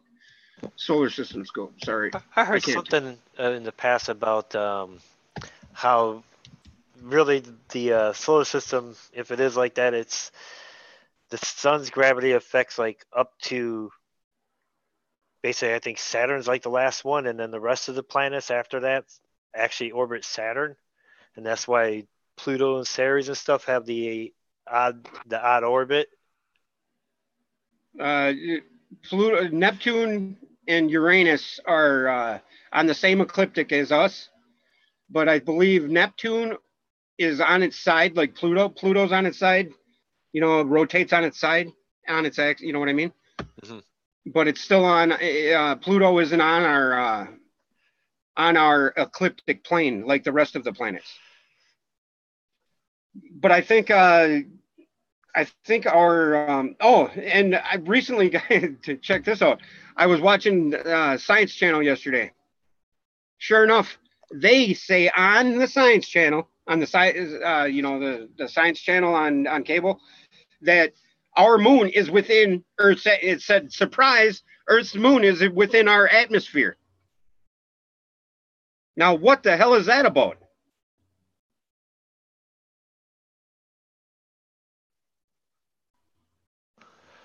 You know what I mean? Yeah. Pluto, 9 rings of hell. Count out to in. Count out to in. Some fungi to Chile. There is no moon. Oh, come on. You're not on Albers train where it's a hologram, are you? There's a moon. Without the moon, our tides would not be possible. Our life on this planet would not be possible without the moon. The moon is part of that divine matrix that we're part of. The moon is exactly the right size to block out the sun, exactly, at the exact right distance when there's a solar eclipse, because them solar eclipses are actually our or the lunar eclipses, both of them. Oh, yes, definitely by design. I think there was something though in the ancient text though that talked about how there was a period of time where there was no moon, and how they had stories about there was some ancient culture stories about the moon basically being brought in and put in position, so to say. It's kind of, but yeah, the moon definitely is by design. Why and what I haven't got into all that information, so I don't know that much about it and can't really speak on it. But right now, I'm gonna have to actually bow out to. You gotta go to work. Bow out to do some work. Yeah. All right, brother. But thanks for joining. I What appreciate time is it. anyway? It's 1:10. Take care. Okay, we got another 20 minutes. Everybody in the chat, thank you very much. Love you all. We'll see you Hey, soon. check out Eric's channel. Tell him about your channel, man. Yeah, well, we'll get that. I still got to get it all set up and going. I haven't done any real that much to it. So after this weekend, when I get something up there and there's something to look at, then we'll talk about the channel more. Okay. It's in infancy stages right now. Okay. I appreciate it. I love you all, man. Yeah, love you, bro. Take it easy, man. What are you showing us? I'm trying to show the oh sweet. Here we go. We were just waiting for Eric to get his bandwidth sucking butt off. No, I'm just kidding. Now I'm going to show that alignment again and explain to people, you know, that I believe this is one of them signs that tells us that things are about to change. And it's not necessarily for the bad either, I believe. I believe that, you know, it may be a good thing. You know, I'm actually hopeful anyway. Well, I think it's best to have hope that that is true, to make it true. Very true. Very true. Okay, come on. My bandwidth in my computer is just junk. You know, I have a brand new computer, but my wifey took it because she goes to school. And, you know, I think that's commendable, so I give her my computer. But I mean, I have a nice computer, but I can't use it. This thing's like 5 years old. But I'm not one to cry about it, I guess. I guess I am crying about it, ain't I? Mm-hmm. Mm-hmm. So, Jerry. Anyway, I have pictures of it. I don't know what I did with them, though, but go ahead. What were you going to say? Let's Do you have anything? Jerry today, Jerry. Oh, Jerry's doing blood work. Everybody keep Jerry in your prayers. He's doing blood work because he's got to go have cancer surgery. And he's doing the blood work to make sure that he's, you know, able to go through the surgery without, you know, going belly up. So yeah, Jerry's with our thoughts, in my prayers, in my mind. I love the man. He's a good dude. He's awesome. And Runky Monkey's the shit. You know, it's crazy how many people are sick. Yeah. And as I light up a cigarette. Yeah. Having ascertained that human consciousness is able to separate from physical reality and interact with other intelligences in other dimensions within the universe, and that it is both eternal and destined for for ultimate return to the absolute, we are faced with the question. So what happens then? This is what I have reservations about, guys. Since memory is a function of consciousness and therefore enjoys the same eternal character as the consciousness which accounts for its existence, it must be admitted that when consciousness returns to the absolute, it brings with it all the memories it has accumulated through experience and reality. The return of consciousness to the absolute does not imply an extinction of the separate entity, which the consciousness organized and sustained in reality. Rather, it suggests a differentiated consciousness which merges with and participates in the universal consciousness and infinity of the absolute without losing the separate identity and accumulated self-knowledge which its memories confer upon it. Now, this is exactly what Phil has stated. You still obtain your individuality, but this is right here is what I have reservations about this next part. What it does lose is the capability for generation of independent thought holograms, since that can be done only by energy in motion. In other words, it retains the power to perceive, but loses the power of will or choice. In exchange, however, this consciousness participates in the all-knowing infinite continuum of consciousness, which is a characteristic of energy in the ever-present. Consequently, it is accurate to observe that when a person experiences the out-of-body state, he is in fact projecting that and eternal spark of consciousness and memory, which constitutes the ultimate source of his identity, to let it play in and learn from dimensions both inside and outside the time-space world in which his physical component currently enjoys a short period of reality. You know, that's the only thing being absolved back into the furnace, you lose your capability to generate independent thought holograms. Is that forever, or is that just for a short period of time? I think that's forever, because you're back into the absolute. You're absolved into the furnace, but you become a cosmic gardener. So you know what truth is, because there's one truth, and that truth is severe and merciful. Meaning that truth, there's one truth. You know how the reality works. You know the ins and outs of it. You know what everything is. So are you better off not knowing? That way you can take another trip out? I think that's something. I think you still have the opportunity. You know, you still can come back here. You know what I mean? But you lose the ability in heaven to create that manifestation that you can create here. But you have the choice to come back here, from what Phil says. Because he ascertains that most of us that are talking to him or on this train right now have all been here before. Yeah. You know, and we all have inherent memories of that. That's what my 333 thing's about. You know?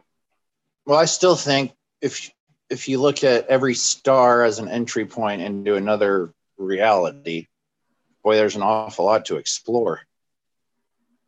Right. And that's why I say that through life and all of its challenges, you know, I mean, I grew up in a bar. I've almost died a few times. You know, I've had a turmoil as a kid that, you know, I used to have to be a referee with my parents. They used to fight constantly, drink constantly.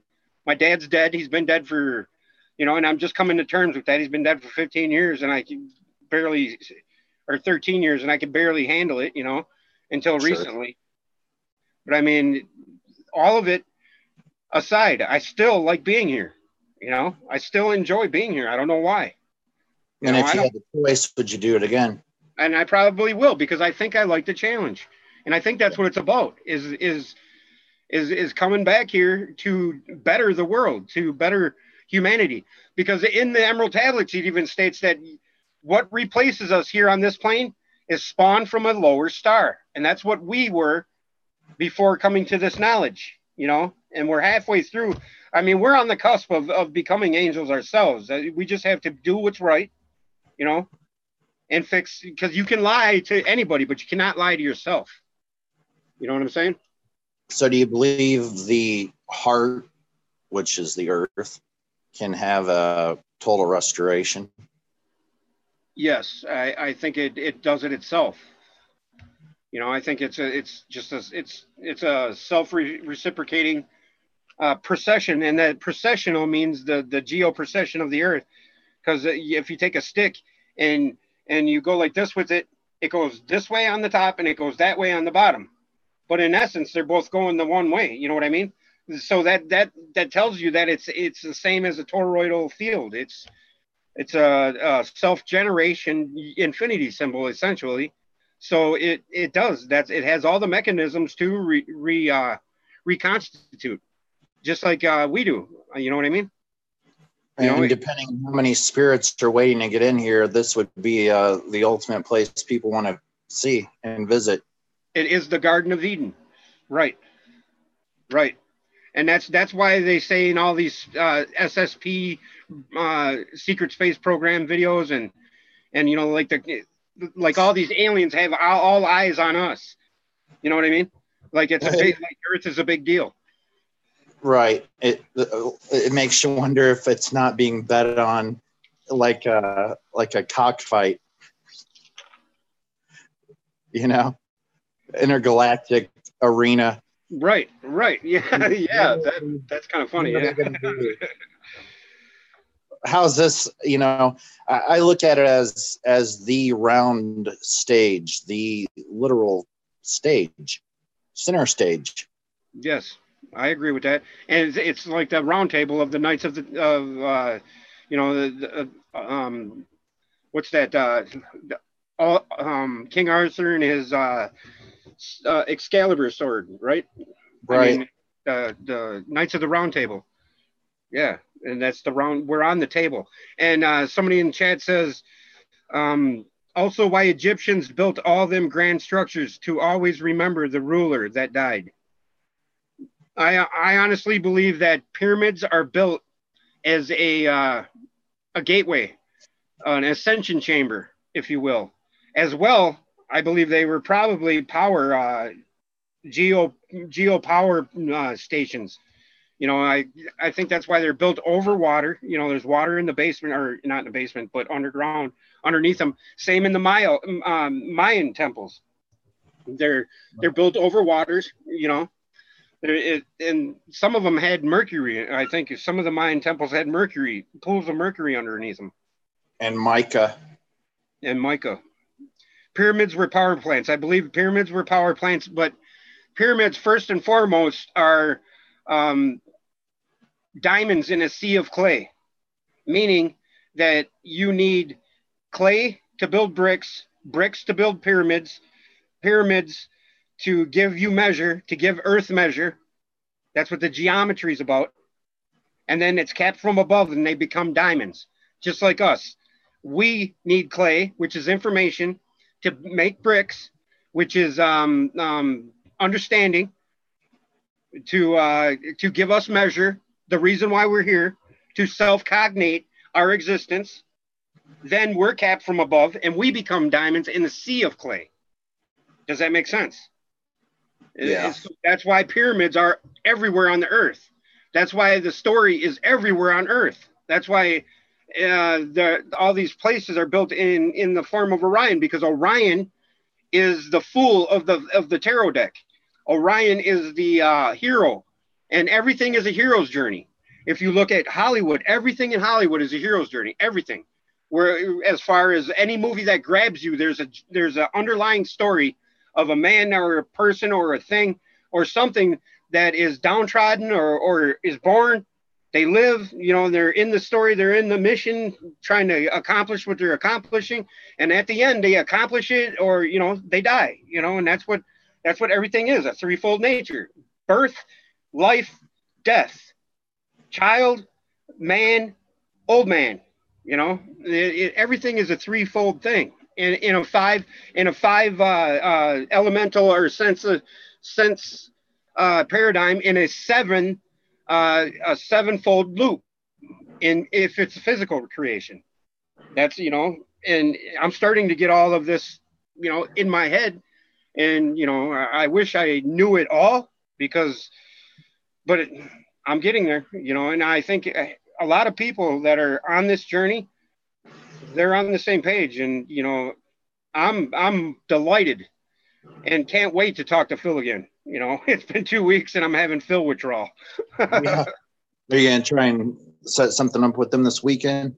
Yeah, I'm thinking he might, because he says he has Fridays off, so I'm going to talk to him. I'm going to email him a couple times tonight, and I think they're 9 hours ahead of us here. What is London time zone? Is that 9 hours? I'm not sure. Beyond the Veil, they did a 6-hour ritual in the Big Pyramid in Giza, and the battery stayed charged for the whole time in King. Yes. Only the winner writes the story. Wormhole is a solar teleportation. The snake jumps universe to universe. The heroes, both protagonist and antagonist, both are required for the story. Very true. Ruby Roberts says, buckle up. I've always felt that enter one of the transform. What was that? I always felt that the pyramids were a way of transferring us out to other planets. I think that they're ascension chambers in the essence where you can you can fast track yourself if you lay in the sarcophagus after not eating or drinking anything for 3 or 4 days or something like that. And it's a harmonic attenuation chamber, meaning that basis. Yeah, there's a hum that's in the Great Pyramid when the wind blows by it, that it resonates at a certain frequency. And that is one of the techniques in this gateway experience. You know, when you read this gateway thing, where there's biofeedback, hemisync induced. You know, right here it talks about it. I think the next one is, you know, and then they talk about if you want to, like Tesla used to say this, problem solving right here. Tesla used to say that he'd go to bed with a question on his mind, you know, and he'd wake up with the answer every morning. And I've had that happen to me, actually. He was very specific with his rituals, too. He would open doors 3 times, circle his house 3 times. Right, right. Almost OCD-ish, yeah, right. Yeah. Yes, Brilliant, and then brilliant man. There's other techniques that, like this one, patterning, use the consciousness to achieve desired objectives in the physical, emotional, and intellectual sphere. It involves concentration on the desired objective while in a focused 12 state. Extensions of an individual's perception of the objective into the whole expanded consciousness and its projection into the universe with the intention that the desired objective is already a matter of established achievement. So that's, you know, it's that whole I am concept, you know, instead of I wish. Already there. Yes. Unless I wish, or I wish I could do this, or I can, you know, you say I did, I do, you know, I am. I keep saying craftsman home on lake with barn. I said, there you go. Yes. And that's what all of these what is it? Self-help tapes are about, right? Right. And then self-help, like what's that one big guy that's got the big head? What's his name? He's Anthony Robbins. Yeah, Anthony Robbins, right? That's what he's all about, and he's spot on. You know. And I think The Secret by well, I'm not sure who wrote it, but Oprah was promoting it for quite a while. I think it's called The Secret. And role of REM sleep. And Bob Monroe, it is interesting to note that Bob Monroe informed the Gateway class that finished 7 May 1983.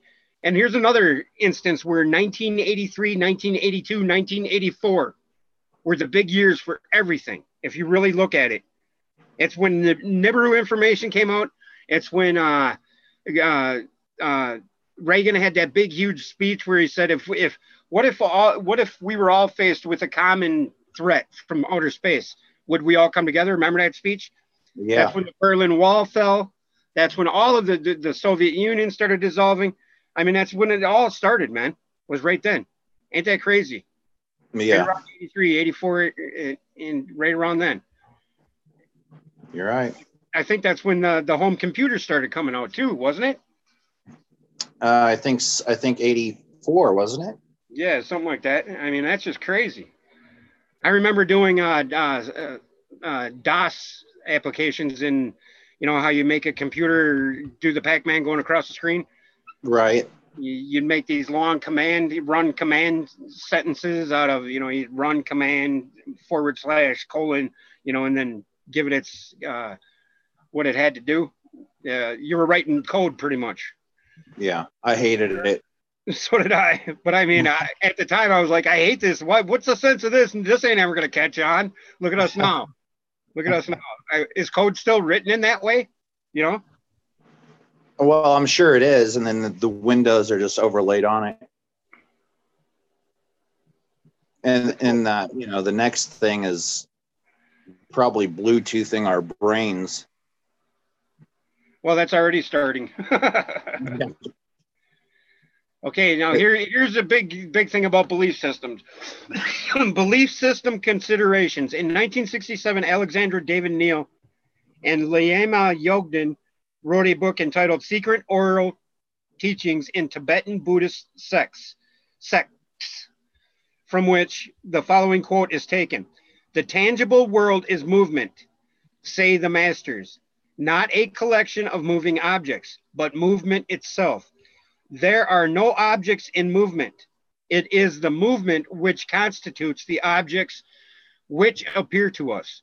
They are nothing but movement. This movement is a continued and infinitely rapid succession of flashes of energy. All objects perceptible to our senses, all phenomena of whatever kind and whatever aspect they may assume, are constituted by a rapid succession of instantaneous events. Wow. The classic description of universal hologram is to be found in a Hindu sutra, which says, in the heaven of Indra, there is said to be a network of pearls so arranged that if you look at one, you see all the others reflected in it. So that's the magnetic. If you take a magnet, you smash the magnet, you just end up with a bunch of smaller magnets and less magnitude, mind you. Chip off the old block. Yeah, chip. There you go.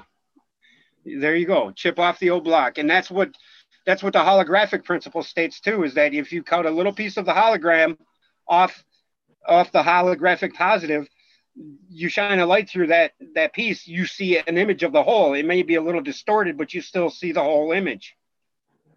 You know, that's the whole holographic principle of our reality is. And I think that's what it says right here. It says, okay, even the Christian concept of the Trinity shines through the description of the absolute as presented in this paper.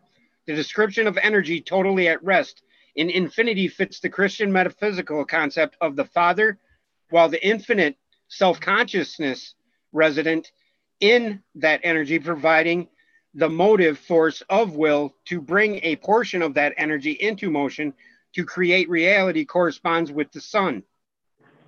You know, the Father and Son.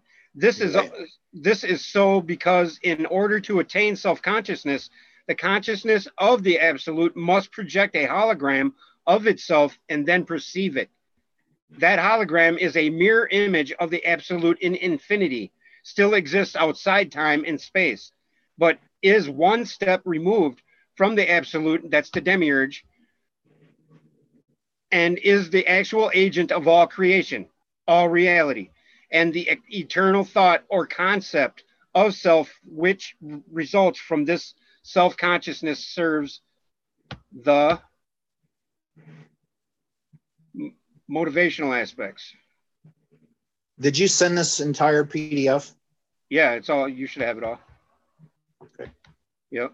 Yeah, it's pretty wild. I've had this in my folder forever, and I haven't really read the whole thing. You know, because I was just bombarded with everything else. Well, imagine you're the elite. You sure don't want that getting out. Right, and then that's what you got to question right there. That's why you got to have, you know, why is this out now? It's like the Adam and Eve paper that I sent with this, and that was going to be my conclusion. You know, is take this all as you will. I believe this all to be true, but there's a reason why it's here now. Is it a nefarious reason? I don't know, but is it something you want to explore? I think so. Is it a karma thing? No, I think the karma is only due to our own volition. You know, we create our karma in our own minds, right? In our own actions. You know, if in karma is not necessarily the end all for what you know. Obviously, you have to do well for God to want, because like attracts like in the spiritual, unlike the physical, where unlike attracts like, you know, like, you know, you have an introvert like my wife. She's totally opposite from me. You know what I mean? Right. But that doesn't work that way. It doesn't work that way in the spiritual realm. In the spiritual realm, you're only going to attract your higher self, which is the ineffable. And it's, by the way, the ineffable is everybody's higher self. It's not, you know, it's you, but it's everybody, you know, because we're just all connected. We just don't realize it. Yes, and that's what the consciousness in the subconscious is about, you know. And there's soul, and there's spirit, you know, and I think our spirit, our soul are separate by we attain our, it's like our marker of who we individually are and what we do not lose when we're back in the furnace per se, you know. So it's that part of us, you know, and I can't remember which one it is, the soul or the spirit. I think the spirit is the ineffable, and our soul is who we individually are, you know. Your true self when you take the mask off. Right, right. And that harkens back to you can lie to everybody else, but you can't lie to yourself, you know. Sure. Males used to be the workers in society. They know the importance of honesty, integrity. Female have never learned this. The boys are broken, society is broken. That's a little that's a little tunnel vision there, Miles. It used to be by the KGB to destroy nations. In the KGB plans, the United Nations is ready for the crisis stage. Yes.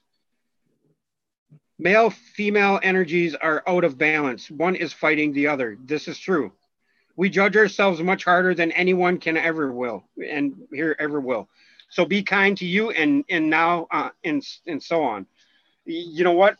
That is absolutely true, because I believe the only judge that we face in anything is ourselves, because in the end, that's who we can, you know who we are is us. We're the only ones that know, you know, and how it Well, says, you know, we're not judged by God, we're judged by ourselves. Well, God is ourselves.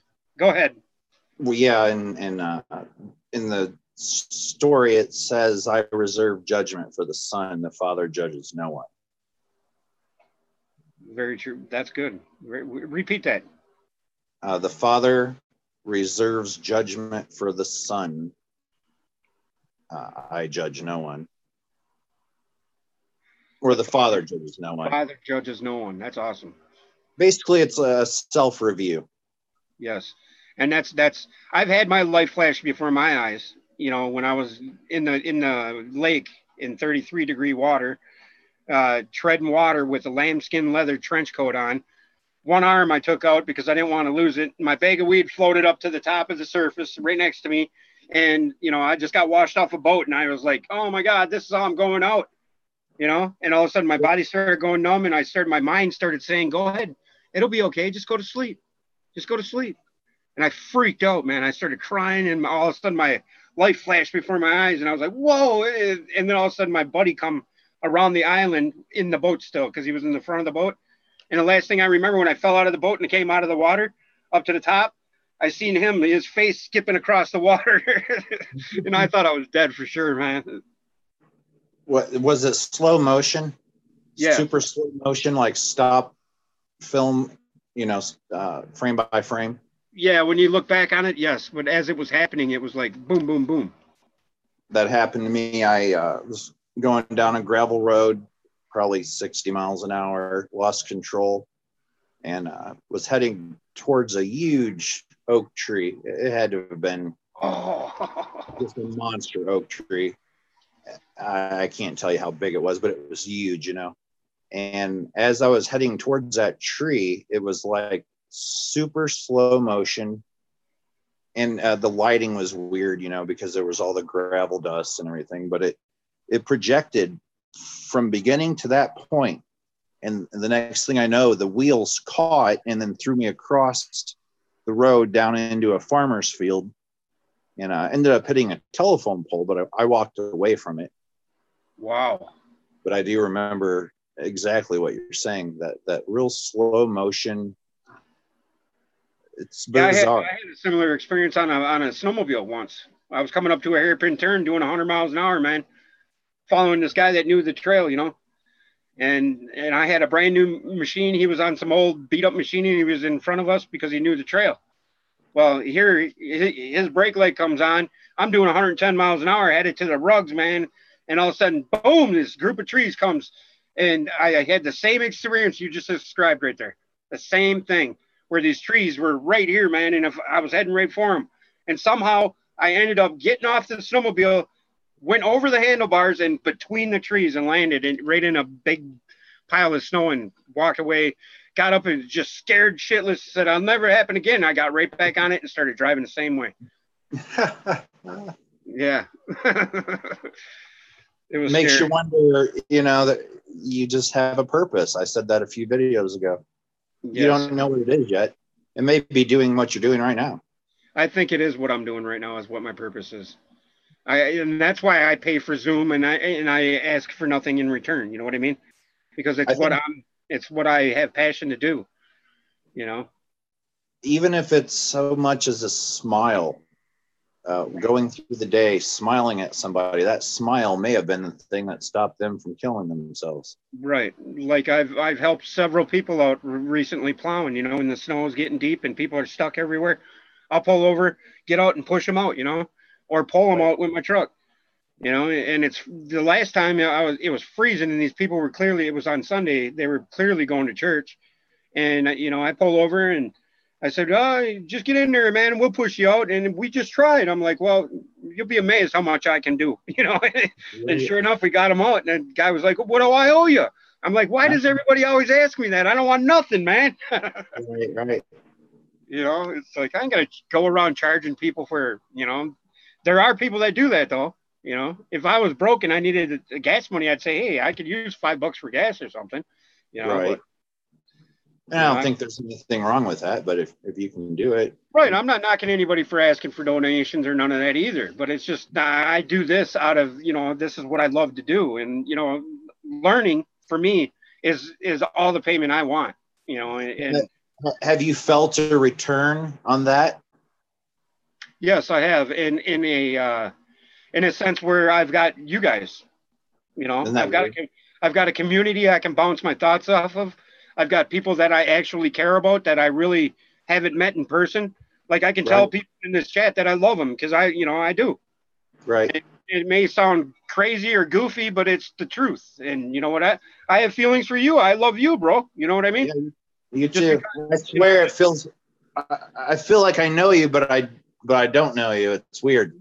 And that's my payment. You know, it sounds a little, you know, in this day and age, it sounds a little cliche. I hate using that word over and over, but it's the truth. And that's what I enjoy it. You know, and I started this whole thing, this whole YouTube thing out of selfish reasons because I had nowhere to voice. Because when I went to my wife with everything I learned 4 years ago, I thought Obama was the Antichrist. I thought we were going to die the next day. You know, I started saying, you know, Nibiru's coming. We got to get food. We got to get water. And here I sit 4 years later on this journey now, looking for the divine coupler, you know, the divine union, going, wow, that's what it was all about, you know, and $2,000 worth of food in my basement rotting away, you know, all the water drying up with my kids. But, you know, now I understand that the physical form is nothing. You know, this is nothing. This is just temporary. You know, right. What's inside is everything. You know what I mean? And I now know that. And I'm not knocking anybody who believes in the flat earth or in Nibiru or none of that because I went through it. You know, I did. And I've got oodles and oodles of sky videos, sky pics, you know, chemtrailers, all of it, you know, and it's part of a journey. And Nibiru is a word that triggered it because Nibiru in Sumerian days meant that we were at a crossing point. It's a signpost for transition, usually to do with rivers. And that river is the flood of knowledge or the flood of upwelling of divinity that we are all experiencing. Whether you want to admit it or not, there is a God.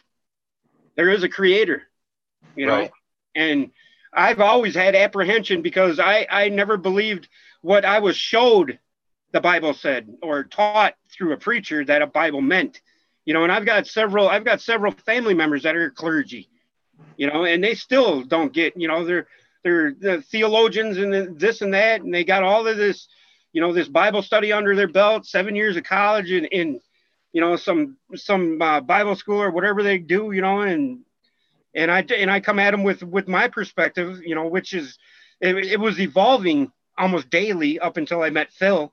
Now I understand what it all means, you know, like this book. I never realized what this book meant until I met Phil, until he shone the light of truth on it. you know, and it's like, wow. And I hate propping Phil up like he's some god to me, but he's my mentor now, you know, and if not for Phil, I would still be lost, you know, because I was striving to find out what it was all about. Now I know what the great work means. There's people out there that say the great work is figuring out what geometry in the earth measure in the cosmos is doing, but they're still looking outside themselves. They're not going within like every religious text tells you to do, right? Every one of them tells you to look inside. It's all within you. Yeah. You know? Do you think there's other people that Phil knows that are similar? Or have you met anyone else? No, Phil's the only one that I've met, and Phil's the only one he knows of that is enlightened. Makes you wonder if others just keep it to themselves because people would just say, oh, you're crazy. I don't think so. I think once you're enlightened, you don't really care what people think, dude. You know, I really don't care what people think about me, really, to be honest with you. I care in the aspect that I want you to hear me, you know, that's about it. Right. But, you know, that's half the reason why I won't ask you any. And like Phil, I tried to, because I was so used to all of these people coming on my show and they have books, you know, not all these people, a few people, you know, that have these books. And when you write a book about something you're selling, you're kind of stuck in that perception, you know, like a couple of authors about the Anunnaki and stuff. You know what I mean? I'm not doubting that there was Anunnaki. I think we are the Anunnaki, you know, in essence. And I'm not doubting that our genes were manipulated along some point. I don't know about any of that, but that doesn't matter to me. All that matters now to me is the great work, you know, and I wish I would have had that knowledge or that mattering when I was younger. You know what I mean? Imagine if you knew everything was evolved around a magnet, your fridge magnet when you were a kid. Imagine that. If you had that knowing, if you picked up a magnet, a fridge magnet and said, wow, this is the key to the universe, you know? Right. Imagine that. How far along your mind would be. You know what I'm saying? The only fridge magnets I remember is my grandparents had all the states. Right. You have to stand for your own truth. Live free. I think that your own truth is the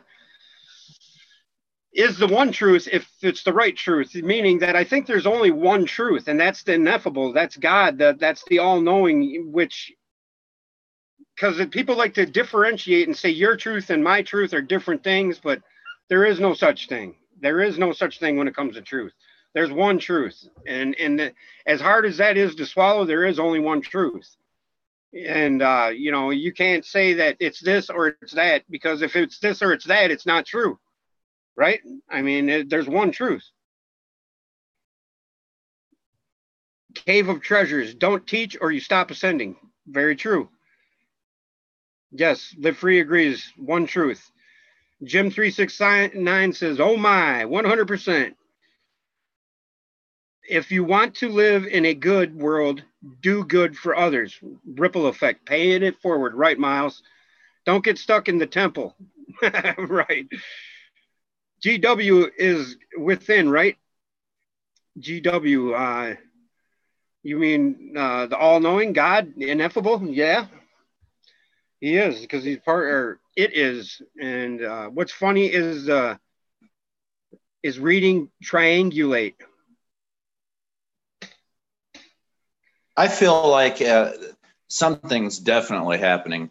People are definitely having if you want to call it an awakening or whatever, something's going on. Yes, I agree with that. Steve, oh, what's up, Odie Odin? Do you remember the Polaroid pic Tommy carried around? Yes, I do. Yes, I do, buddy. Faces of good and evil. Truth. What's up, brother? That's another thing. That's odd, man.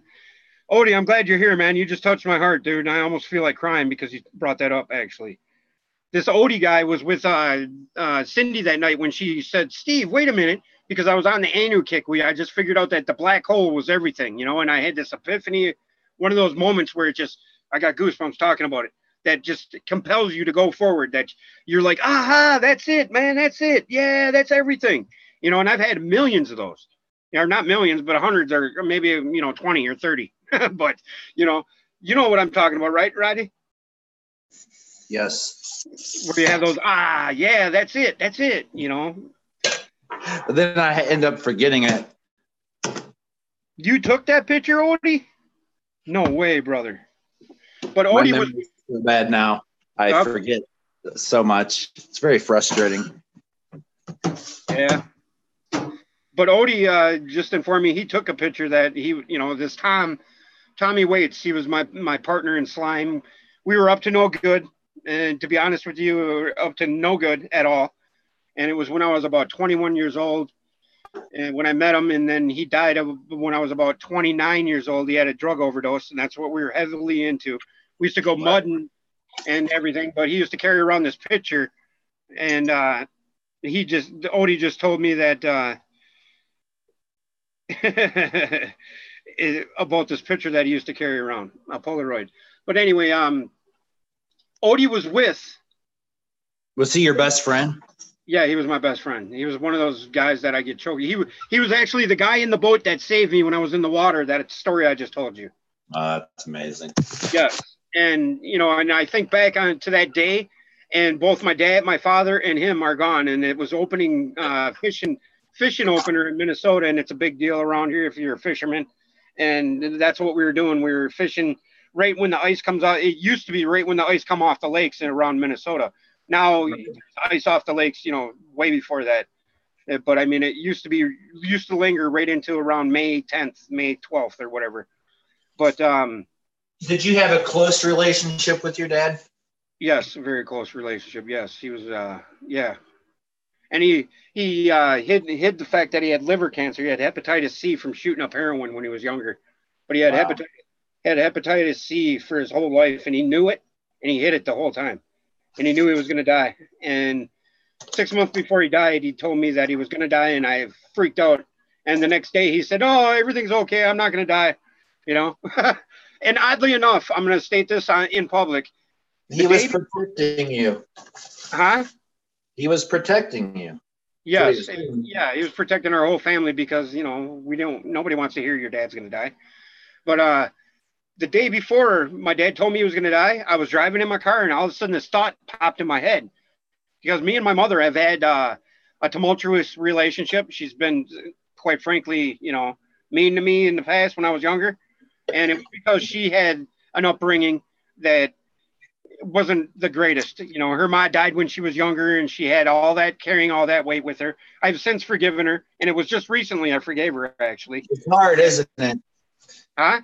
It's really difficult. I've had a pretty crazy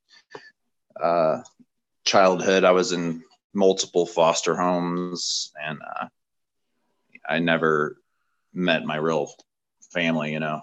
I mean, I did when I was little, but I didn't remember them. And then I was in foster care, and then I was adopted, and they were abusive. So I get it. Wow, so you've lived a really fucking, excuse my language, tumultuous life. It's been an adventure, and forgiving is very, very hard to do. Very hard. But it's necessary. It is absolutely necessary. Now, the question I have is forgiving and forgetting the same? No. Because I still have a lot of hurt. Yes, you'll never forget that. Yeah. You'll never forget that. It's like my dad. I still haven't been to his grave, and it's been 13 years now because I know he's not there. But I should go just to see, you know, just because. And it's odd because where I grew up, he's buried right across the street from where I used to ride my go-kart and play. I used to play in the cemetery. I mean, I've had experiences in the cemetery that were beyond human. You know, it was weird. You know, right. and they say in cemeteries there's spirits everywhere. You know, and I never really fathomed it when I was a kid. You know, but there were instances in there where I had lightning strike right next to me, and I don't know if it's a hoax, but there used to be this thing called the Black Angel in there, where this kid was said to have touched this angel, and they got ran over by a car, and there's this whole lore behind that.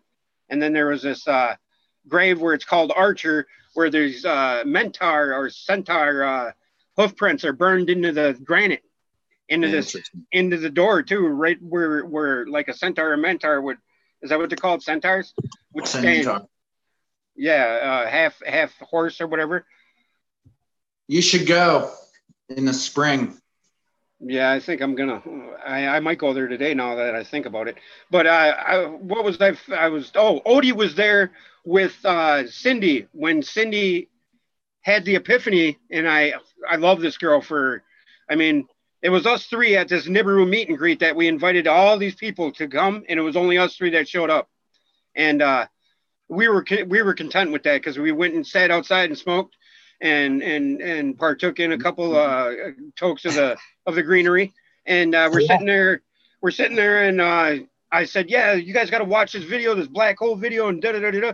And this is when I just started getting away from Nibiru as a planet coming to get us, because I believed in Sam Hoffman's big planet theory and all of that stuff, you know, at one point.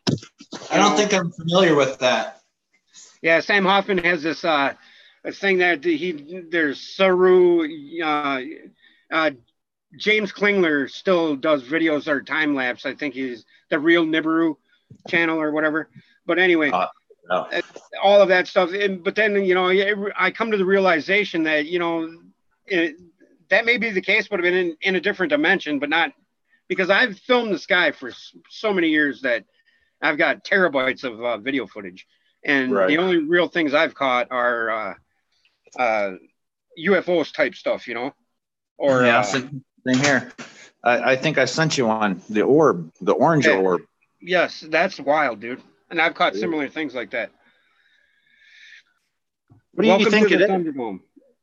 Oh, and then Odie was there, but let me finish this thought. I keep getting sidetracked. And Cindy said, Steve, what if the black hole in us is our heart? And then the next day, the Anu come.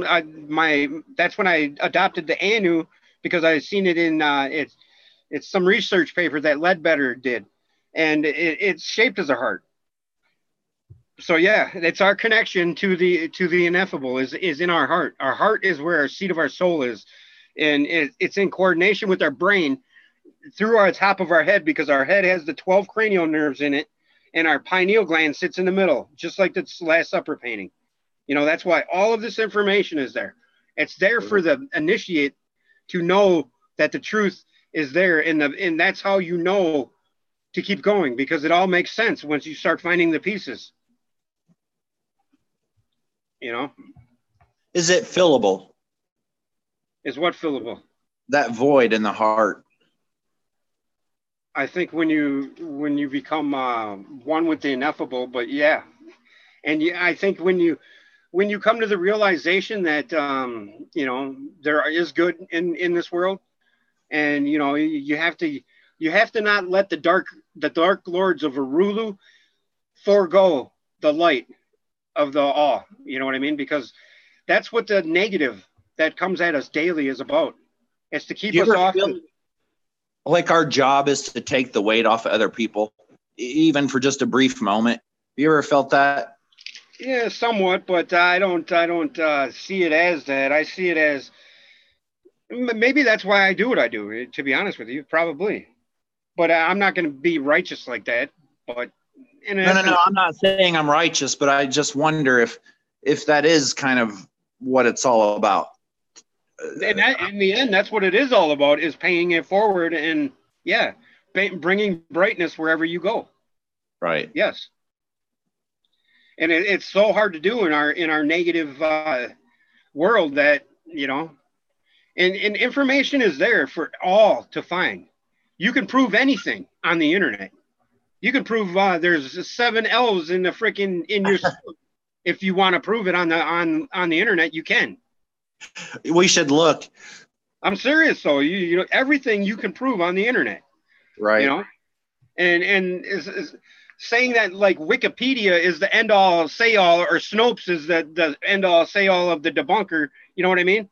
Is just nonsense, because each one of those entities now is a money-making endeavor, and anything with money involved in it is a farce. And that's where I wanted to bring this whole money thing back. To me, I don't want to put money out there in anybody's mind, me asking for any money, because I don't want them thinking that I'm doing this for money. And it's not. I'm not knocking anybody that does anything for money. It's just not me and how I want people to perceive my channel. You know what I mean? Sure. That's what it's for me. That's just why I don't do it. And because it's always turned me off. Like Gerald Clark started asking for money. You know what I mean? And it give you a premium subscriber and all of this. I could use the money just as much as the next person, but I'm not going to ask for it because I'm not selling the truth. I'm after the truth. And I'm not saying that in a righteous way. I'm not judging anybody. That's just me, you know, and that's why I do what I do for what I do, because when I feel good inside, that's payment enough for me. Well, imagine how many people just your channel affects that you don't know. Well, you I have hope no idea. I'd really, to me, I don't fathom it. Like when people say, wow, that's awesome, dude, you've helped me. It really makes me feel really good inside. I get choked up. I love your emotion. I don't ever let it go. I love it. I liked it. I love it. And I mean, I told you that's one of the reasons and how do we fall on these channels? Is it by chance? I don't know. I don't think so. I don't think so. And that's why I get the group of misfits is what I like to call you guys. You know, like Brandy, you know, a bunch of people, you know, there's Odie, you know, all of us are people that I've been seeing in my chat for years now. It's like, man, you guys are just awesome because they're all just like me. Buck the system. There is right in all of us, and we need to just, you know, and I love it. You know, and that's what it's all about. And there's even people that only frequent my channel every once in a while, and they always come back at me when they feel compelled to with good thought. And a couple of them criticize, and when it's constructive criticism, I try to adjust how I present myself. You know, a couple times I've gone off on a limb and a rant about other channels, and it's only hurt me. You know, and I've realized recently that, you know, it's not Jeff Doherty's fault that he has an ego. That you know what I mean? Because sure. I think deep down he's a good guy. You know what I mean? Right. I think he's just caught up in the whole money system and whatever. You know, it's like Wayne Steiger. I love the dude. The dude's awesome. I think he has really amazing information. Yes, and I don't think we should throw out anyone's information. No, and you know, I've had qualms with all of them. You know, like all of them. Like I hate you and I unsubscribe, and I hate you and I'll subscribe to everybody. It's like, you know what, whatever. Because even if I hate you, I'm still gonna listen to your. You know, I'm not gonna hate nobody now.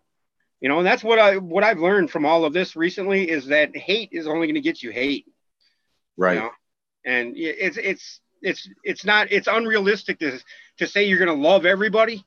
You know, as a human, because I think it's impossible. I don't know, but I'm sure going to try. That is the ultimate goal. Right. That is it. I mean, if we just went by that one rule alone, love, no matter what, no matter the amount of money somebody has, no matter if they smell, if they don't have teeth, if they're a homeless person on the street, whatever. If we just all lived by that rule, just imagine how quickly this place would change. You'd have no need for rulers. Right. And that's the whole, you know, treat yourself as you want to be treated. You know, that's another cliche statement that is one of the biggest golden rules we should live by. And, I hope we see it. This has gone over by a half an hour now. Holy shit. God. They're going to be whacking your pocketbook. People are just a lot of people get pissed because my videos are 2.5 hours, 3 hours long now, you know, because I've only been doing live streams because, you know, that whole copyright thing really put a glitch in my system because it kind of pissed me off. You know, that. Do you edit them down ever? No, I just leave them because I ain't got the time for that. Yeah. You know? No, editing videos and stuff, even the videos I put together or do myself or, you know, whatever, I just do one take and I do the screen record thing. I don't, you know. Let it roll. Yeah, and even the screen recorder that I was billing as free, I had to pay a membership for that now recently, you know. the DU recorder. Yeah, they charge you a membership for that now. Plus, they're getting advertisement money through YouTube because they have their own little ad money thing. And I swear to you, as soon as the YouTube started realizing I wasn't monetizing my channels anymore, I dropped off the suggested list hardcore. And that has everything to do with the ad revenue. Yeah, but if you monetize it, a lot of times they're going to demonize your information so bad. Sometimes, but I never got that. There was only a couple of videos that they wouldn't monetize, but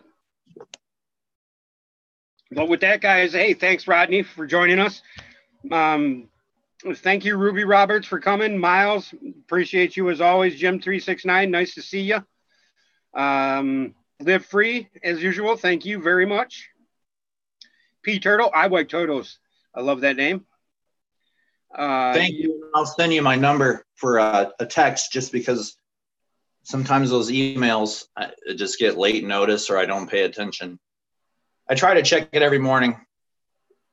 Okay, yeah, I'll put your number on my phone, because like I said, I do send the invitation via text message to a couple people. All right.